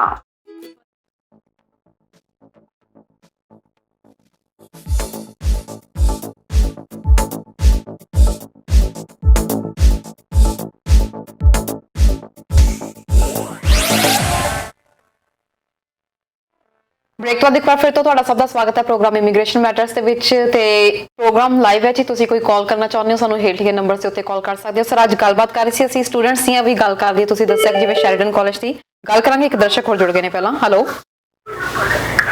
ਸਤਿ ਸ਼੍ਰੀ ਅਕਾਲ ਜੀ। ਹਾਂਜੀ ਸਤਿ ਸ਼੍ਰੀ ਅਕਾਲ ਜੀ। ਮੇਰਾ ਇੱਕ ਕੁਐਸਚਨ ਜੀ ਸਰ, ਕਿੱਥੋਂ ਬੋਲ ਰਹੇ ਹੋ ਤੁਸੀਂ? ਅਸੀਂ ਕੈਲਗਰੀ ਤੋਂ ਬੋਲ ਰਹੇ ਹਾਂ ਜੀ ਸਰ, ਦੱਸੋ ਕੀ ਸਵਾਲ ਹੈ? ਹਾਂਜੀ, ਆਪਣੇ ਮੇਰੇ ਰਿਲੇਟਿਵ ਪੋਲੈਂਡ ਪੱਕਾ ਤੌਰ ਤੇ ਰਹਿ ਰਿਹਾ ਕਾਫੀ ਦੇਰ ਤੋਂ ਜੀ। ਉਹਨਾਂ ਨੇ ਅਪਲਾਈ ਕੀਤਾ ਸੀ ਕੋਈ ਟਰੈਵਲ ਐਂਡ ਵੀਜ਼ਾ ਕੈਟੇਗਰੀ 'ਚ ਉੱਥੋਂ, ਤੇ ਉਹਨਾਂ ਨੂੰ ਮਤਲਬ ਈਮੇਲ ਆਈ ਸੀ ਕਿ ਵੀ ਤੁਸੀਂ ਆ ਰਿਕੁਆਇਰਮੈਂਟ ਹੈ ਪੂਰੀ ਕਰਕੇ ਆਓ, ਤੇ ਜੇ ਤੁਸੀਂ ਬਾਰਡਰ ਆਉਂਗੇ ਤੁਹਾਨੂੰ ਸਾਲ ਦਾ ਪਰਮਿਟ ਮਿਲ ਸਕਦਾ। ਤੇ ਉਹ ਮਤਲਬ ਹੁਣ ਆਉਣ ਚਾਂਸ ਲੈਣ ਕਿ ਨਾ ਲੈਣ ਆਉਂਦਾ ਜੀ। ਸਰ ਤੁਸੀਂ ਇਹਦਾ ਰਿਪਲਾਈ ਕਰਨਾ ਚਾਹੁੰਦੇ ਹੋ ਜੀ? ਤੁਸੀਂ ਟੀਵੀ ਸਕਰੀਨ ਤੇ ਆਨਸਰ ਸੁਣ ਸਕਦੇ ਹੋ। ਕਾਲ ਕਰਨ ਲਈ ਤੁਹਾਡਾ ਬਹੁਤ ਬਹੁਤ ਧੰਨਵਾਦ ਸਰ। ਇੱਕ ਦਰਸ਼ਕ ਸਾਨੂੰ ਦੁਬਾਰਾ ਜੁੜ ਗਏ ਨੇ।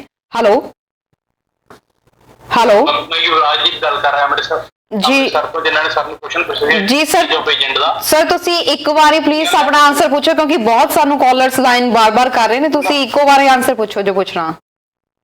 ਮੈਮ ਮੈਂ ਇਹ ਪੁੱਛਣਾ ਸੀਗਾ ਕਿ ਜਿੱਦਾਂ ਸਰ ਨੇ ਦੱਸਿਆ ਕਿ ਹੁਣ ਇਹ ਡਿਪੈਂਡ ਕਰੇਗਾ ਕਿ 2 ਅਪਰੂਵਲ ਆਉਣਗੀਆਂ ਜਾਂ ਫਿਰ 2 ਪ੍ਰੋਸੈਸ ਚੱਲੇਗਾ। ਸੋ ਮੈਨੂੰ ਹੁਣ ਇਹ ਫਾਈਲ ਲੌਂਚ ਕਰ ਦੇਣੀ ਚਾਹੀਦੀ ਹੈ ਜਾਂ ਇਮੀਗ੍ਰੇਸ਼ਨ ਦੀ ਵੇਟ ਕਰਨੀ ਚਾਹੀਦੀ ਆ ਕਿ ਅਸੀਂ ਉਦਾਂ ਹੀ ਫਾਈਲ ਲੌਂਚ ਕਰ ਦਈਏ?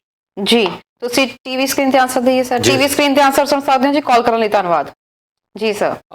ਇਹਨਾਂ ਦੀ ਪਰਸਨਲ ਪ੍ਰੈਫਰੈਂਸ ਹੋਊਗੀ ਤਰਨ ਕਿ ਉਹ 2 ਸਟੈਪ ਪ੍ਰੋਸੀਜਰ ਦੇ ਵਿੱਚੋਂ ਜਾਣਾ ਚਾਹੁੰਦੇ ਆ ਤੇ ਜਾਂ ਉਹ ਜਾਣਾ ਚਾਹੁੰਦੇ ਆ ਆਪਣੀ ਕੰਪਲੀਟ ਐਪਲੀਕੇਸ਼ਨ ਪ੍ਰੋਸੈਸ ਦੇ ਵਿੱਚੋਂ।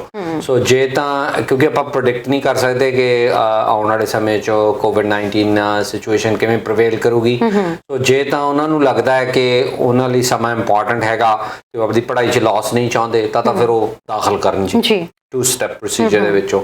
ਤੇ ਜੇ ਕਿਉਂਕਿ ਟੈਕਨੀਕਲੀ ਅੱਜ 15 ਸੈਪਟੈਂਬਰ ਹੈ, ਸੋ APR ਲਈ ਵੀ ਅੱਜ ਲਾਸਟ ਡੇਟ ਹੈਗਾ। ਸੋ ਨਵਾਂ ਪ੍ਰੋਸੀਜਰ ਆਉਣ ਵਾਲੇ ਸਮੇਂ ਦੇ ਵਿੱਚ ਆਪਾਂ ਨੂੰ ਪਤਾ ਲੱਗੂਗਾ। ਸੋ ਜਿਹੜੀਆਂ ਅੱਜ ਤੱਕ ਅਰਜ਼ੀਆਂ ਦਾਖਲ ਹੋਣਗੀਆਂ ਉਹੀ ਇਹ ਅਪਰੂਵਲ ਇਨ ਪ੍ਰਿੰਸੀਪਲ 'ਚ ਦਾਖਲ ਹੋਣੀਆਂ ਨੇ। ਇਹ ਤੋਂ ਬਾਅਦ ਵਾਲੀਆਂ ਅਰਜ਼ੀਆਂ ਲਈ ਨਵਾਂ ਪ੍ਰੋਸੈਸ ਹੈ ਜਿਹੜਾ ਉਹ ਸ਼ੁਰੂ ਹੋਊਗਾ ਜੀ। ਤੇ ਦੂਜੀ ਪੂਰੀ ਐਪਲੀਕੇਸ਼ਨ ਲਾਉਣ ਤੇ ਕੋਈ ਰੋਕ ਨਹੀਂ ਹੈ, ਉਹ ਤੁਸੀਂ ਕਿਸੇ ਵੀ ਸਮੇਂ ਜਿਹੜੀ ਉਹ ਆਪਣੀ ਲਾ ਸਕਦੇ ਹੋ। ਹਾਂਜੀ, ਪਰ ਜਿਹੜਾ ਹਿੱਸਾ ਹੈਗਾ ਕਿ ਆਨਲਾਈਨ ਪੜ੍ਹਾਈ ਵਾਲਾ ਉਹ ਆਉਣ ਵਾਲੇ ਸਮੇਂ 'ਚੋਂ ਹੀ ਆਪਾਂ ਨੂੰ ਪਤਾ ਚੱਲਣਾ ਹੈ। ਸੋ ਉਹਨੂੰ ਪ੍ਰੈਡਿਕਟ ਕਰਨਾ ਬਹੁਤ ਮੁਸ਼ਕਲ ਹੈ ਜੀ ਹਾਲੇ। ਜੀ ਬਿਲਕੁਲ। ਤੇ ਸਰ ਇਸ ਤੋਂ ਪਹਿਲਾਂ ਜਿਨ੍ਹਾਂ ਨੇ ਕਾਲ ਕੀਤੀ ਸੀ ਇਹਨਾਂ ਦੇ ਰਿਲੇਟਿਵ ਦੀ ਗੱਲ ਕਰ ਰਹੀ ਸੀ ਉਹਨਾਂ ਨੂੰ। ਬਿਲਕੁਲ ਜੀ। ਸੋ ਜਿਹੜੀ ਉਹਨਾਂ ਨੇ ਗੱਲ ਆਖੀ ਕਿ ਤੁਸੀਂ ਆਹ ਰਿਕੁਆਇਰਮੈਂਟ ਪੂਰੀਆਂ ਕਰਕੇ ਆਓ ਤੇ ਤੁਹਾਨੂੰ ਵਰਕ ਪਰਮਿਟ ਮਿਲੂਗਾ। ਐਕਚੁਅਲੀ ਕਈ ਕੰਟਰੀਜ਼ ਨਾਲ ਆਪਣੇ ਹੌਲੀਡੇ ਵਰਕ ਵੀਜ਼ਾ ਸਮਝੌਤੇ ਹੈਗੇ ਆ ਤੇ ਉਹਦੇ ਵਿੱਚੋਂ ਤੁਸੀਂ ਵੱਖੋ ਵੱਖਰੇ ਕੰਟਰੀ ਲਈ ਕਿੰਨਾ ਏਜ ਹੈਗਾ ਤੁਹਾਡਾ, ਤੁਸੀਂ ਉਹ ਮੁਲਕ 'ਚ ਕਿੰਨੇ ਚਿਰ ਤੋਂ ਰਹਿ ਰਹੇ ਹੋ, ਇਸ ਬਹੁਤ ਸਾਰੀਆਂ ਰਿਕੁਆਇਰਮੈਂਟ ਨੇ ਜਿਹੜੀਆਂ ਪੂਰੀਆਂ ਕਰਨੀਆਂ ਨੇ। ਤੇ ਉਹ ਕਰਨ ਤੋਂ ਬਾਅਦ ਜਿਹੜਾ ਤੁਹਾਨੂੰ ਲੈਟਰ ਆਫ ਇੰਟਰੋਡਕਸ਼ਨ ਹੈ ਜਿਹੜਾ ਉਹ ਮਿਲਦਾ ਹੈਗਾ, ਉਹ ਲੈਟਰ ਆਫ ਇੰਟਰੋਡਕਸ਼ਨ ਜਦੋਂ ਤੁਸੀਂ ਆਉਂਦੇ ਹੋ ਇੱਥੇ ਤਾਂ ਵਰਕ ਪਰਮਿਟ ਇੱਥੇ ਇਸ਼ੂ ਹੁੰਦਾ ਸੋ ਇਹ ਸਾਰੇ ਮੁਲਕਾਂ ਚੋਂ ਹੀ ਹੈ ਸੋ ਜੇ ਇੰਡੀਆ ਚੋਂ ਉਹਨਾਂ ਟੈਕਨੀਕਲੀ ਤੁਹਾਨੂੰ ਵਰਕ ਵੀਜ਼ਾ ਚਾਹੀਦਾ ਕਿਉਂਕਿ ਵੀਜ਼ਾ ਐਗਜ਼ੈਂਪਟ ਨਹੀਂ ਜਿਹੜੇ ਕੰਟਰੀ ਵੀਜ਼ਾ ਐਗਜ਼ੈਂਪਟ ਨੇ ਉਥੋਂ ਲੈਟਰ ਆਫ ਇੰਟਰੋਡਕਸ਼ਨ ਮਿਲਦਾ ਤੇ ਫਿਰ ਅਪਲਾਈ ਕਰ ਸਕਦੇ ਆ ਦੂਜਾ ਇਹਨਾਂ ਦਾ ਸਵਾਲ ਕਿ ਹੁਣ ਇਹਨਾਂ ਨੂੰ ਅਪਲਾਈ ਕਰਨਾ ਚਾਹੀਦਾ ਰਿਸਕ ਲੈਣਾ ਚਾਹੀਦਾ ਕਿ ਨਹੀਂ ਲੈਣਾ ਚਾਹੀਦਾ ਵਰਕਰਸ ਨੇ ਜਿਹੜੀ ਉਹ ਟਰੈਵਲ ਰਿਸਟ੍ਰਿਕਸ਼ਨ ਦੇ ਥੱਲੇ ਨਹੀਂ ਉਹ ਐਗਜ਼ੈਂਪਟ ਨੇ ਸੋ ਵਰਕਰ ਕਿਸੇ ਵੇਲੇ ਵੀ ਆ ਸਕਦੇ ਨੇ ਪਰ ਮੋਸਟ ਇੰਪੋਰਟੈਂਟ ਹੈਗਾ ਕਿ ਉਹ ਕੰਡੀਸ਼ਨਸ ਫੁੱਲਫਿਲ ਕਰਦੇ ਨੇ ਇਹ ਪਹਿਲਾਂ ਅਸੈਸਮੈਂਟ ਕਰਨਾ ਜ਼ਰੂਰੀ ਹੈ ਜਿਵੇਂ ਮੈਂ ਆਪਦੇ ਸਵਾਲ 'ਚ ਕਿਹਾ ਆ ਰਿਕੁਆਇਰਮੈਂਟ ਪੂਰੀਆਂ ਕਰਕੇ ਆਓ ਸੋ ਹੁਣ ਆਪਾਂ ਨੂੰ ਪਤਾ ਨਹੀਂ ਉਹ ਕਿਹੜੀ ਰਿਕੁਆਇਰਮੈਂਟ ਦੀ ਉਹ ਗੱਲ ਕਰ ਰਹੇ ਨੇ ਜੀ ਸੋ ਮੈਂ ਉਹਨੂੰ ਰਿਕੁਐਸਟ ਕਰੂੰਗਾ ਸਾਡੇ ਆਫਿਸ ਨੂੰ ਕਾਲ ਕਰ ਲੈਣ ਜੀ ਤੇ ਜੋ ਚਿੱਠੀ ਆਈ ਆ ਉਹ ਚਿੱਠੀ ਉਹਨਾਂ ਆਫਿਸ ਨੂੰ ਭੇਜ ਦੇਣ ਉਸ ਤੋਂ ਬਾਅਦ ਉਹਨੂੰ ਰਿਵਿਊ ਕਰਕੇ ਫਿਰ ਉਹਨਾਂ ਨੂੰ ਸਹੀ ਸਲਾਹ ਜਿਹੜੀ ਉਹ ਦਿੱਤੀ ਜਾ ਸਕਦੀ ਹੈ ਜੀ ਬਿਲਕੁਲ ਸਟੂਡੈਂਟ ਤੇ ਸਰ ਗੱਲ ਕਰ ਰਹੇ ਸੀ ਕਈ ਫੀਸਾਂ ਵਿੱਚ ਵੀ ਵਾਧਾ ਕੀਤਾ ਗਿਆ ਯੂਨੀਵਰਸਿਟੀ ਦੇ ਵੱਲੋਂ ਕੀ ਇਹ ਐਪਰੋਪ੍ਰੀਏਟ ਹੈ ਕਿ ਇਸ ਟਾਈਮ ਦੇ ਵਿੱਚ ਵਾਧਾ ਕਰ ਸਕਦੇ ਸੀ ਜਾਂ ਸਟੂਡੈਂਟਸ ਇਸ ਦੇ ਖਿਲਾਫ ਕੋਈ ਐਕਸ਼ਨ ਲੈ ਸਕਦੇ ਨੇ ਇਹਦੇ ਬਾਰੇ ਗੱਲ ਕਰਾਂਗੇ ਪਹਿਲਾਂ ਇੱਕ ਦਰਸ਼ਕ ਜੁੜ ਗਏ ਨੇ ਹੈਲੋ ਸਤਿ ਸ਼੍ਰੀ ਅਕਾਲ ਜੀ ਕਿੱਥੋਂ ਬੋਲ ਰਹੇ ਹੋ ਸਰ ਹਾਂਜੀ ਮੈਂ ਸਰੀ ਤੋਂ ਬੋਲ ਰਿਹਾ ਜੀ ਸਰ ਕੀ ਸਵਾਲ ਹੈ ਤੁਹਾਡਾ ਹਾਂਜੀ ਮੇਰਾ ਕੁਐਸਚਨ ਇਹ ਹੈਗਾ ਜਿਸ ਤਰ੍ਹਾਂ ਮੇਰੀ ਵਾਈਫ ਓਪਨ ਪਰਮਿਟ ਤੇ ਨੇ ਇੱਥੇ ਮੇਰੇ ਨਾਲ ਤੇ ਉਹਨਾਂ ਨੇ ਜਿਸ ਤਰ੍ਹਾਂ ਹੁਣ ਬੌਨ ਪਰਮਿਟ ਲੈਣਾ ਹੈ ਤੇ ਉਹਨਾਂ ਨੂੰ 2 ਸਾਲ ਦੀ ਓਪਰਚੁਨਿਟੀ ਸਰ ਤੁਹਾਡੀ ਆਵਾਜ਼ ਬਹੁਤ ਡਿਸਕਨੈਕਟ ਹੋ ਰਹੀ ਹੈ ਵਿੱਚ ਤੁਸੀਂ ਦੁਬਾਰਾ ਜਾਂ ਤਾਂ ਕਾਲ ਕਰ ਲਵੋ ਜਾਂ ਤੁਸੀਂ ਇੱਕ ਵਾਰੀ ਰਿਪੀਟ ਕਰਿਓ ਆਪਣਾ ਕੁਐਸਚਨ ਤੁਹਾਡੀ ਆਵਾਜ਼ ਬਹੁਤ ਕੱਟ ਕੇ ਆ ਰਹੀ ਹੈ ਹੈਲੋ ਹਾਂਜੀ ਮੈਂ ਕਿਹਾ ਜਿਸ ਤਰ੍ਹਾਂ ਮੇਰੇ ਵਾਈਫ ਓਪਨ ਪਰਮਿਟ ਤੇ ਨੇ ਜੀ ਤੇ ਉਹਨਾਂ ਨੇ ਬੌਨ ਪਰਮਿਟ ਜਿਹੜਾ ਹੈਗਾ ਉਹ ਅਪਲਾਈ ਕਰਨਾ ਹੈਗਾ ਜੀ ਉਹਦੇ ਨਾਲ ਉਹਦੇ ਵਿਚਲਾ ਜਿਹੜਾ ਸਮਾਂ ਹੈਗਾ ਜਿੰਨੇ ਚਿਰ ਨੂੰ ਐਪਲੀਕੇਸ਼ਨ ਪ੍ਰੋਸੈਸ ਹੁੰਦੀ ਹੈ ਕੀ ਉਹ ਪੇ ਰੋਲ ਲੈ ਸਕਦੇ ਨੇ ਜਿਹਦੇ ਨਾਲ ਕੰਮ ਕਰ ਰਹੇ ਨੇ ਬਹੁਤ ਵਧੀਆ ਸਵਾਲ ਹੈ ਜੀ ਤੁਸੀਂ ਟੀਵੀ ਸਕਰੀਨ ਤੇ ਆਨਸਰ ਸੁਣ ਸਕਦੇ ਹੋ ਜੀ ਕਾਲ ਕਰਨ ਲਈ ਬਹੁਤ ਧੰਨਵਾਦ ਜੀ ਸਰ ਹਾਂਜੀ ਸੋ ਜੇ ਉਹ ਅਰਜ਼ੀ ਉਹਨਾਂ ਦੇ ਖਤਮ ਹੋਣ ਤੋਂ ਪੀਰੀਅਡ ਖਤਮ ਹੋਣ ਤੋਂ ਪਹਿਲਾਂ ਦਾਖਲ ਕੀਤੀ ਜਾਊਗੀ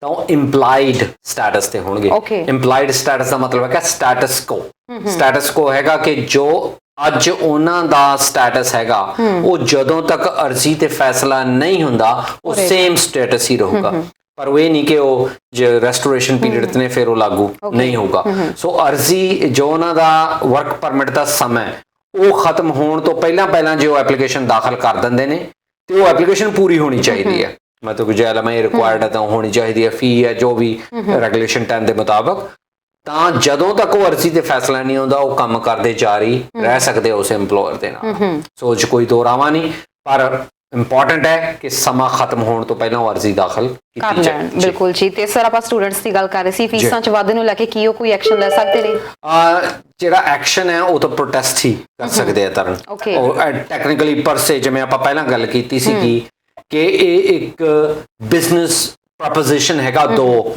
ਬੰਦਿਆਂ ਦੇ ਵਿਚਾਲੇ ਪੜ੍ਹਾਈ ਕਰਨ ਵਾਲੇ ਤੇ ਪੜ੍ਹਾਈ ਕਰਾਉਣ ਵਾਲੇ ਦੇ ਮੁਤਾਬਕ ਸੋ ਜੇ ਉਹਨੇ ਵਾਅਦਾ ਕੀਤਾ ਤਾਂ ਉਹਨੇ ਆਫਰ ਦਿੱਤਾ ਕਿ ਇੰਨੀ ਫੀਸ ਹੋਊਗੀ ਤੂੰ ਇੰਨੀ ਆਹ ਤੇਰੀ ਪੜ੍ਹਾਈ ਹੋਊਗੀ ਤੇ ਉਹਨੇ ਆਫਰ ਨੂੰ ਮੰਨ ਕੇ ਤੇ ਫੀਸ ਜਮ੍ਹਾਂ ਕਰਾ ਦਿੱਤੀ ਸੋ ਜੇ ਉਹਨੂੰ ਪਸੰਦ ਨਹੀਂ ਤਾਂ ਉਹ ਆਫਰ ਨਾ ਮਨਜ਼ੂਰ ਕਰੇ ਜੇ ਨਹੀਂ ਮਨਜ਼ੂਰ ਕਰੂਗਾ ਵੱਧ ਤੋਂ ਵੱਧ ਲੋਕ ਨਾ ਮਨਜ਼ੂਰ ਕਰਨਗੇ ਸੀਟਾਂ ਖਾਲੀ ਰਹਿਣਗੀਆਂ ਤੇ ਫਿਰ ਉਹਨੂੰ ਆਪੇ ਫੀਸ ਕਢਾਉਣੀਆਂ ਪੈਣਗੀਆਂ ਬਿਲਕੁਲ ਜੀ ਇੱਕ ਦਰਸ਼ਕ ਸਾਡੇ ਨਾਲ ਜੁੜ ਚੁੱਕੇ ਨੇ ਇੱਕ ਲਾਸਟ ਕਾਲ ਅਸੀਂ ਲੈ ਰਹੇ ਹਾਂ ਹੈਲੋ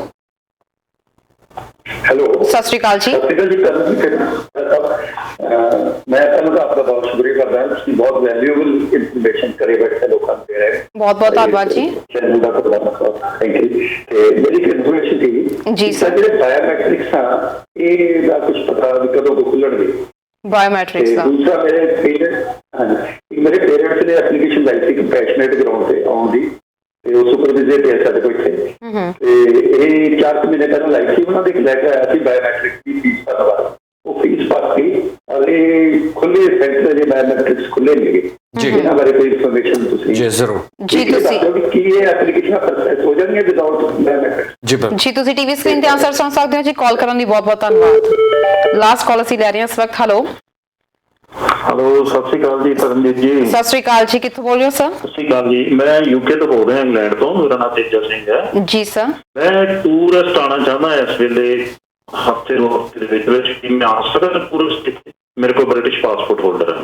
ਟੂਰਿਸਟ ਸਰ ਤੁਸੀਂ ਆਨਸਰ ਦੋਗੇ ਤੁਸੀਂ ਟੀਵੀ ਸਕਰੀਨ ਤੇ ਆਨਸਰ ਸੁਣ ਸਕਦੇ ਹੋ ਜੀ ਕਾਲ ਕਰਨ ਲਈ ਬਹੁਤ ਧੰਨਵਾਦ ਜੀ ਸਰ ਪਹਿਲਾਂ ਜਿਹੜੇ ਫੈਨ ਸ਼ਾਇਦ ਪੀਸੀ ਤੋਂ ਕਾਲ ਕੀਤੀ ਸੀ ਜੀ ਬਿਲਕੁਲ ਉਹਨਾਂ ਨੇ ਦੱਸਿਆ ਨਹੀਂ ਕਿ ਕਿੱਥੋਂ ਕਾਲ ਕੀਤੀ ਹੈ ਬਟ ਉਹਨਾਂ ਨੇ ਇਹ ਪੁੱਛਿਆ ਕਿ ਬਾਇਓਮੈਟ੍ਰਿਕਸ ਦੇ ਬਾਰੇ ਵਿੱਚ ਤੇ ਪੇਰੈਂਟਸ ਦੇ ਬਾਰੇ ਵਿੱਚ ਹਾਂਜੀ ਜੇ ਉਹਨਾਂ 4 ਮਹੀਨੇ ਪਹਿਲਾਂ ਐਪਲੀਕੇਸ਼ਨ ਲਾਈ ਹੈ ਉਹ ਬਿਲਕੁਲ ਪ੍ਰੋਸੈਸ ਹੋਊਗੀ ਉਹ ਪ੍ਰੋਸੈਸ ਦਾਖਲ ਹੋ ਚੁੱਕੀ ਹੈ ਇਸੇ ਕਰਕੇ ਉਹਨਾਂ ਕੋਲੇ ਫਾਈਲ ਨੰਬਰ ਹੈ ਤੇ ਬਾਇਓਮੈਟ੍ਰਿਕਸ ਦੀ ਚਿੱਠੀ ਵੀ ਇਸੇ ਕਰਕੇ ਆਈ ਹੈ ਤੇ ਦੂਜੀ ਜਦੋਂ ਤੱਕ ਸੈਂਟਰ ਨਹੀਂ ਖੋਲਣਗੇ ਤਾਂ ਉਹਨਾਂ ਨੂੰ ਐਗਜ਼ੈਂਪਸ਼ਨ ਹੈਗੀ ਹੈ ਵਿਦਨ ਕੈਨੇਡਾ ਤੇ ਫੀਸ ਜਮ੍ਹਾਂ ਕਰਾਤੀ ਹੈ ਤੇ ਜਦੋਂ ਸੈਂਟਰ ਖੁੱਲੂਗਾ ਉਸ ਵੇਲੇ ਉਹ ਕਰਾ ਲੈਣਗੇ। ਸੋ ਉਹਨਾਂ ਦੀ ਅਰਜ਼ੀ ਇਸ ਕਰਕੇ ਨਹੀਂ ਰੋਕੀ ਜਾਊਗੀ ਕਿ ਉਹਨਾਂ ਨੇ ਬਾਇਓਮੈਟ੍ਰਿਕਸ ਨਹੀਂ ਕਰਾਏ ਹੈਗੇ ਨੇ। ਸੋ ਉਹਦੇ ਬਾਰੇ ਉਹਨਾਂ ਨੂੰ ਵਰੀ ਕਰਨ ਦੀ ਜ਼ਰੂਰਤ ਨਹੀਂ ਹੈਗੀ ਹੈ।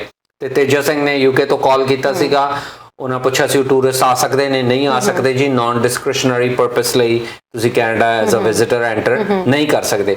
ਤੇ ਦੂਜਾ ਕੱਲਾ ਬ੍ਰਿਟਿਸ਼ ਪਾਸਪੋਰਟ ਹੋਣਾ ਜ਼ਰੂਰੀ ਨਹੀਂ, ਉਹਨਾਂ ਨੂੰ ETA ਵੀ ਚਾਹੀਦਾ ਹੈਗਾ। ਸੋ ਜਿਹੜੇ ਵੀ ਵੀਜ਼ਾ ਐਗਜ਼ੈਂਪਟ ਕੰਟਰੀ ਨੇ ਉਹਨਾਂ ਨੂੰ ਇਲੈਕਟ੍ਰੋਨਿਕ ਟਰੈਵਲ ਆਥੋਰਾਈਜ਼ੇਸ਼ਨ ਲਈ ਅਪਲਾਈ ਕਰਨਾ ਪਊਗਾ ਪਹਿਲਾਂ, ਉਹ ਟਰੈਵਲ ਆਥੋਰਾਈਜ਼ੇਸ਼ਨ ਦੇ ਨਾਲ ਹੀ ਉਹਨਾਂ ਨੂੰ ਆਉਣ ਦੀ ਇਜਾਜ਼ਤ ਹੋਊਗੀ। ਪਰ ਕਿਉਂਕਿ ਟਰੈਵਲ ਰਿਸਟ੍ਰਿਕਸ਼ਨਸ ਹੈਗੀਆਂ 30 ਸਤੰਬਰ ਤੱਕ, ਇਸ ਲਈ ਤੁਸੀਂ ਨਾਨ ਡਿਸਕ੍ਰਿਸ਼ਨਰੀ ਪਰਪਸ ਲਈ ਨਹੀਂ ਆ ਸਕਦੇ ਹੈਗੇ। ਹਾਂ, ਜੇ ਉਹ ਵਰਕਰ ਹੁੰਦੇ ਜਾਂ ਉਹਨਾਂ ਦਾ ਇੱਥੇ ਕੋਈ ਇਮੀਡੀਏਟ ਫੈਮਿਲੀ ਮੈਂਬਰ ਹੁੰਦਾ, ਹਾਂ ਫਿਰ ਆ ਸਕਦੇ ਸੀ।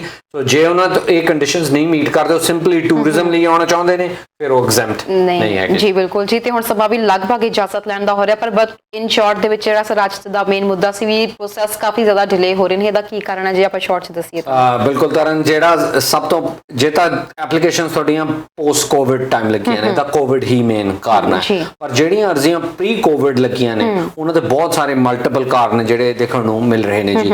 ਖਾਸ ਕਰਕੇ ਜੇ ਆਪਾਂ ਵਿਆਹ ਵਾਲੀ ਐਪਲੀਕੇਸ਼ਨਸ ਦੀ ਗੱਲ ਕਰੀਏ ਤਾਂ ਉਹਦੇ ਉੱਤੇ ਜਿਹੜਾ ਤਾਂ ਲੋ ਇਨਕਮ ਇੰਡੀਵਿਜੂਅਲਸ ਹੈਗੇ ਨੇ, ਜਿੱਥੇ ਇਨਕਮ ਘੱਟ ਹੈ, ਤਾਂ ਉਹਨਾਂ ਦਾ ਵੈਲਫੇਅਰ ਚੈੱਕ ਕਰਨ ਲਈ ਜਿਹੜਾ ਸਿਟੀ ਨੂੰ ਜਾਂ ਪੀਲ ਰੀਜਨ ਨੂੰ ਜਾਂ ਕੋਈ ਵੀ ਜਿਹੜਾ ਰੀਜਨ ਹੈ ਉੱਥੇ ਭੇਜਿਆ ਗਿਆ ਤੇ ਉੱਥੋਂ ਜਵਾਬ ਹੀ ਨਹੀਂ ਆ ਰਿਹਾ ਹੈਗਾ। ਸੋ ਜਵਾਬ ਨਹੀਂ ਆ ਰਿਹਾ ਉਹਨਾਂ ਚਿਰ ਉਹ ਅਰਜ਼ੀ ਪ੍ਰੋਸੈਸ ਹੀ ਨਹੀਂ ਹੋ ਰਹੀ। ਇੰਡੀਵਿਜੂਅਲ ਸੋਚਦੇ ਆ ਕਿ ਮੈਂ ਵਿਆਹ ਦੀ ਅਰਜ਼ੀ ਦਾਖਲ ਕੀਤੀ ਹੈ, ਮੈਨੂੰ ਤਾਂ ਹਾਲੇ ਫਾਈਲ ਨੰਬਰ ਵੀ ਨਹੀਂ ਆਇਆ, ਪਰ ਉਹ ਬੈਕ ਐਂਡ ਤੇ ਬਹੁਤ ਕੰਮ ਉਹਨਾਂ ਤੇ ਚੱਲ ਰਿਹਾ ਹੈ ਕਿਉਂਕਿ ਮਲਟੀਪਲ ਏਜੰਸੀਜ਼ ਇਨਵੋਲਵਡ ਹੈਗੀਆਂ ਨੇ ਜੀ। ਤੇ ਦੂਜਾ ਇਹਦੇ ਨਾਲ ਜੇ ਤੁਹਾਡਾ ਕੋਈ ਸਿਕਿਉਰਿਟੀ ਕਲੀਅਰੈਂਸ ਦੇ ਇਸ਼ੂ ਹੈ ਤਾਂ ਵੀ ਉਹ ਵੀ ਡਿਲੇ ਹੋ ਸਕਦਾ। ਤੇ ਨਾਲ ਦੀ ਨਾਲ ਜਿਹੜੇ ਆਫਿਸਰ ਨੇ ਉਹ ਵਰਕ ਫਰਮ ਹੋਮ ਕਰ ਰਹੇ ਨੇ ਤੇ ਅਰਜ਼ੀਆਂ ਜਿਹੜੀਆਂ ਪੇਪਰ ਵਾਲੀਆਂ ਨੇ ਉਹ ਵੀ ਡਿਲੇ ਹੋ ਰਹੀਆਂ ਨੇ। ਸੋ ਪਰ ਜੇ ਤੁਹਾਡੀ ਅਰਜ਼ੀ ਪਹਿਲਾਂ ਕੋਵਿਡ ਤੋਂ ਲੱਗੀ ਹੈ ਤੇ ਹੁਣ ਫਿਰ ਇਹ ਬਹੁਤ ਐਕਸਟ੍ਰੀਮ ਟਾਈਮ ਦੇ ਵਿੱਚ ਹੈ ਤਾਂ ਤੁਹਾਨੂੰ ਵਰਤੋਂ ਕਰਨੀ ਚਾਹੀਦੀ ਹੈ ਆਪਣੇ ਹੱਕ ਦੀ। ਜਿਵੇਂ ਪਹਿਲਾਂ ਗੱਲ ਕੀਤਾ ਸੀ access to information privacy act ਦੇ ਥੱਲੇ, ਤਾਂ ਕਿ ਪੂਰੀ ਫਾਈਲ ਆਵੇ, ਉਹਨੂੰ ਰਿਵਿਊ ਕਰਿਆ ਜਾਵੇ, ਫਿਰ ਅਸਲੀ ਕਾਰਨ ਪਤਾ ਲੱਗਣ ਤੇ ਉਹਦਾ ਹੱਲ ਕੀਤਾ ਜਾਵੇ। ਜਿਵੇਂ ਹੁਣ ਐਗਜ਼ਾਮਪਲ ਦਿੱਤਾ ਸੀ ਕਿ ਜੇ ਸਿਟੀ ਹਾਲ ਜਾਂ ਰੀਜਨ ਆਫ ਜਿਹੜਾ ਹੈਗਾ ਉਹ ਨਹੀਂ ਜਵਾਬ ਦੇ ਰਿਹਾ ਤਾਂ ਫਿਰ ਉਹਨਾਂ ਨੂੰ ਪਰਸੂ ਕੀਤਾ ਜਾਵੇ, ਕਿਉਂਕਿ ਇਮੀਗ੍ਰੇਸ਼ਨ ਨੇ ਤਾਂ ਚਿੱਠੀ ਭੇਜਤੀ ਹੈ, ਹੁਣ ਜਵਾਬ ਉਹਨਾਂ ਨੇ ਦੇਣਾ ਹੈ। ਬਿਲਕੁਲ ਜੀ। ਤੇ ਸਰ ਹੁਣ ਸਮਾਂ ਵੀ ਇਜਾਜ਼ਤ ਲੈਣ ਦਾ ਹੋ ਰਿਹਾ, ਜਾਣ ਤੋਂ ਪਹਿਲਾਂ ਦਰਸ਼ਕਾਂ ਨੂੰ ਕੁਝ ਕਹਿਣਾ ਚਾਹੋਗੇ? ਜਿਵੇਂ ਅੱਜ ਦੇ ਡਿਸਕਸ਼ਨ ਦੇ ਉੱਤੋਂ ਬਹੁਤ ਲੋਕਾਂ ਦੇ ਵੈਲਿਊਏਬਲ ਸਵਾਲ ਹੁੰਦੇ ਨੇ ਜੀ, ਪਰ ਮੈਂ ਆਲਵੇਜ਼ ਇਹ ਗੱਲ ਕਹਿਣਾ ਹੈ ਕਿ ਕਾਨੂੰਨ ਦੇ ਜਾਣਕਾਰ ਤੋਂ ਹੀ ਉਹ ਸਲਾਹ ਲੈ ਕੇ ਤੇ ਤੁਹਾਨੂੰ ਉਹਦੇ ਤੇ ਐਕਟ ਕਰਨਾ ਚਾਹੀਦਾ ਹੈ। ਕਈ ਵਾਰੀ ਕੀ ਹੁੰਦਾ ਹੈ ਕਿ ਮਿਸ ਇਨਫੋਰਮੇਸ਼ਨ ਹੈ ਜਿਹੜੀ ਉਹ ਬਹੁਤ ਜ਼ਿਆਦਾ ਲੋਕਾਂ ਨੂੰ ਹਰਟ ਕਰਦੀ ਹੈਗੀ ਹੈ। ਤੇ ਦੂਜਾ ਜਿਵੇਂ ਅੱਜ ਮੈਂ ਗੱਲ ਕੀਤੀ ਸੀ ਇਸੇ ਦੌਰਾਨ ਦੇ ਕਿ ਜਿਹੜੇ ਲੋਕ ਆਥੋਰਾਈਜ਼ਡ ਨੇ ਇਮੀਗ੍ਰੇਸ਼ਨ ਲਾਅ ਪ੍ਰੈਕਟਿਸ ਕਰਨ ਦੀ, ਉਹਨਾਂ ਤੋਂ ਹੀ ਸਲਾਹ ਲੈਣੀ ਚਾਹੀਦੀ ਹੈ ਜੀ। ਬਿਲਕੁਲ ਜੀ। ਤੇ ਦਰਸ਼ਕਾਂ ਨੂੰ ਵੀ ਕਹਾਂਗੇ ਤੁਹਾਡਾ ਬਹੁਤ ਬਹੁਤ ਧੰਨਵਾਦ, ਤੁਸੀਂ ਪ੍ਰੋਗਰਾਮ ਦੇ ਵਿੱਚ ਕਾਲ ਕਰਦੇ ਹੋ ਜਾਂ ਆਪਣੇ ਸਵਾਲ ਰੱਖਦੇ ਹੋ। ਸਾਡੀ ਕੋਸ਼ਿਸ਼ ਇਹੀ ਹੁੰਦੀ ਹੈ ਕਿ ਭਰੋਸੇਯੋਗ ਕੰਸਲਟੈਂਟ ਨੂੰ ਅਸੀਂ ਸਟੂਡੀਓ ਦੇ ਵਿੱਚ ਬੁਲਾਈਏ ਤੇ ਤੁਹਾਨੂੰ ਵੱਧ ਤੋਂ ਵੱਧ ਜਾਣਕਾਰੀ ਦੇ ਸਕੀਏ। ਸੋ ਸਰ ਤੁਹਾਡਾ ਵੀ ਬਹੁਤ ਬਹੁਤ ਥੈਂਕਸ, ਤੁਸੀਂ ਹਮੇਸ਼ਾ ਸਮਾਂ ਕੱਢ ਕੇ ਉਹਨਾਂ ਦੇ ਜਾਣਕਾਰੀ ਦਿੰਦੇ ਹੋ। ਸੋ ਫਿਲਹਾਲ ਪ੍ਰੋਗਰਾਮ ਦੇ ਵਿੱਚ ਇੰਨਾ ਹੀ। ਕੋਈ ਤੁਹਾਡਾ ਸਵਾਲ ਹੈਗਾ, ਪ੍ਰੋਗਰਾਮ ਖਤਮ ਹੋਣ ਤੋਂ ਬਾਅਦ ਤੁਸੀਂ ਖਹਿਰਾ ਜੀ ਨੂੰ ਉਹਨਾਂ ਦੇ ਨੀਚੇ ਲਿਖੇ ਨੰਬਰਸ ਦੇ ਉੱਤੇ ਕਾਲ ਕਰ ਸਕਦੇ ਹੋ। ਸਿਰਫ ਲਾਈਵ ਦੇ ਟਾਈਮ ਹੀ ਤੁਸੀਂ ਆਫਿਸ ਦੇ ਨੰਬਰਸ ਦੇ ਉੱਤੇ ਕਾਲ ਕਰ ਸਕਦੇ ਹੋ। ਲਾਈਵ ਤੋਂ ਬਾਅਦ ਜੇਕਰ ਤੁਸੀਂ ਰਿਕਾਰਡਡ ਪ੍ਰੋਗਰਾਮ ਦੇਖਦੇ ਹੋ ਤਾਂ ਤੁਸੀਂ ਖਹਿਰਾ ਜੀ ਦੇ ਨਾਮ ਦੇ ਨੀਚੇ ਉਹਨਾਂ ਦੇ ਨੰਬਰਸ ਲਿਖੇ ਹੋਏ ਨੇ, ਵੱਖ-ਵੱਖ ਆਫਿਸਿਸ ਦੇ ਨੰਬਰ ਲਿਖੇ ਹੋਏ ਨੇ, ਤੁਸੀਂ ਉੱਥੇ ਕਾਲ ਕਰ ਸਕਦੇ ਹੋ। ਫਿਲਹਾਲ ਪ੍ਰੋਗਰਾਮ ਦੇਖਣ ਲਈ ਬਹੁਤ ਬਹੁਤ ਧੰਨਵਾਦ। ਸ਼ਾਮ ਨੂੰ 6 ਵਜੇ ਫਿਰ ਹਾਜ਼ਰ ਹੋਵਾਂਗੇ ਲੈ ਕੇ ਪ੍ਰੋਗਰਾਮ ਨਿਊਜ਼ ਐਂਡ ਵਿਊਜ਼। ਦੇਖਦੇ ਰਹੋ ਹਮਦਰਦ TV। ਸਤਿ ਸ਼੍ਰੀ ਅਕਾਲ।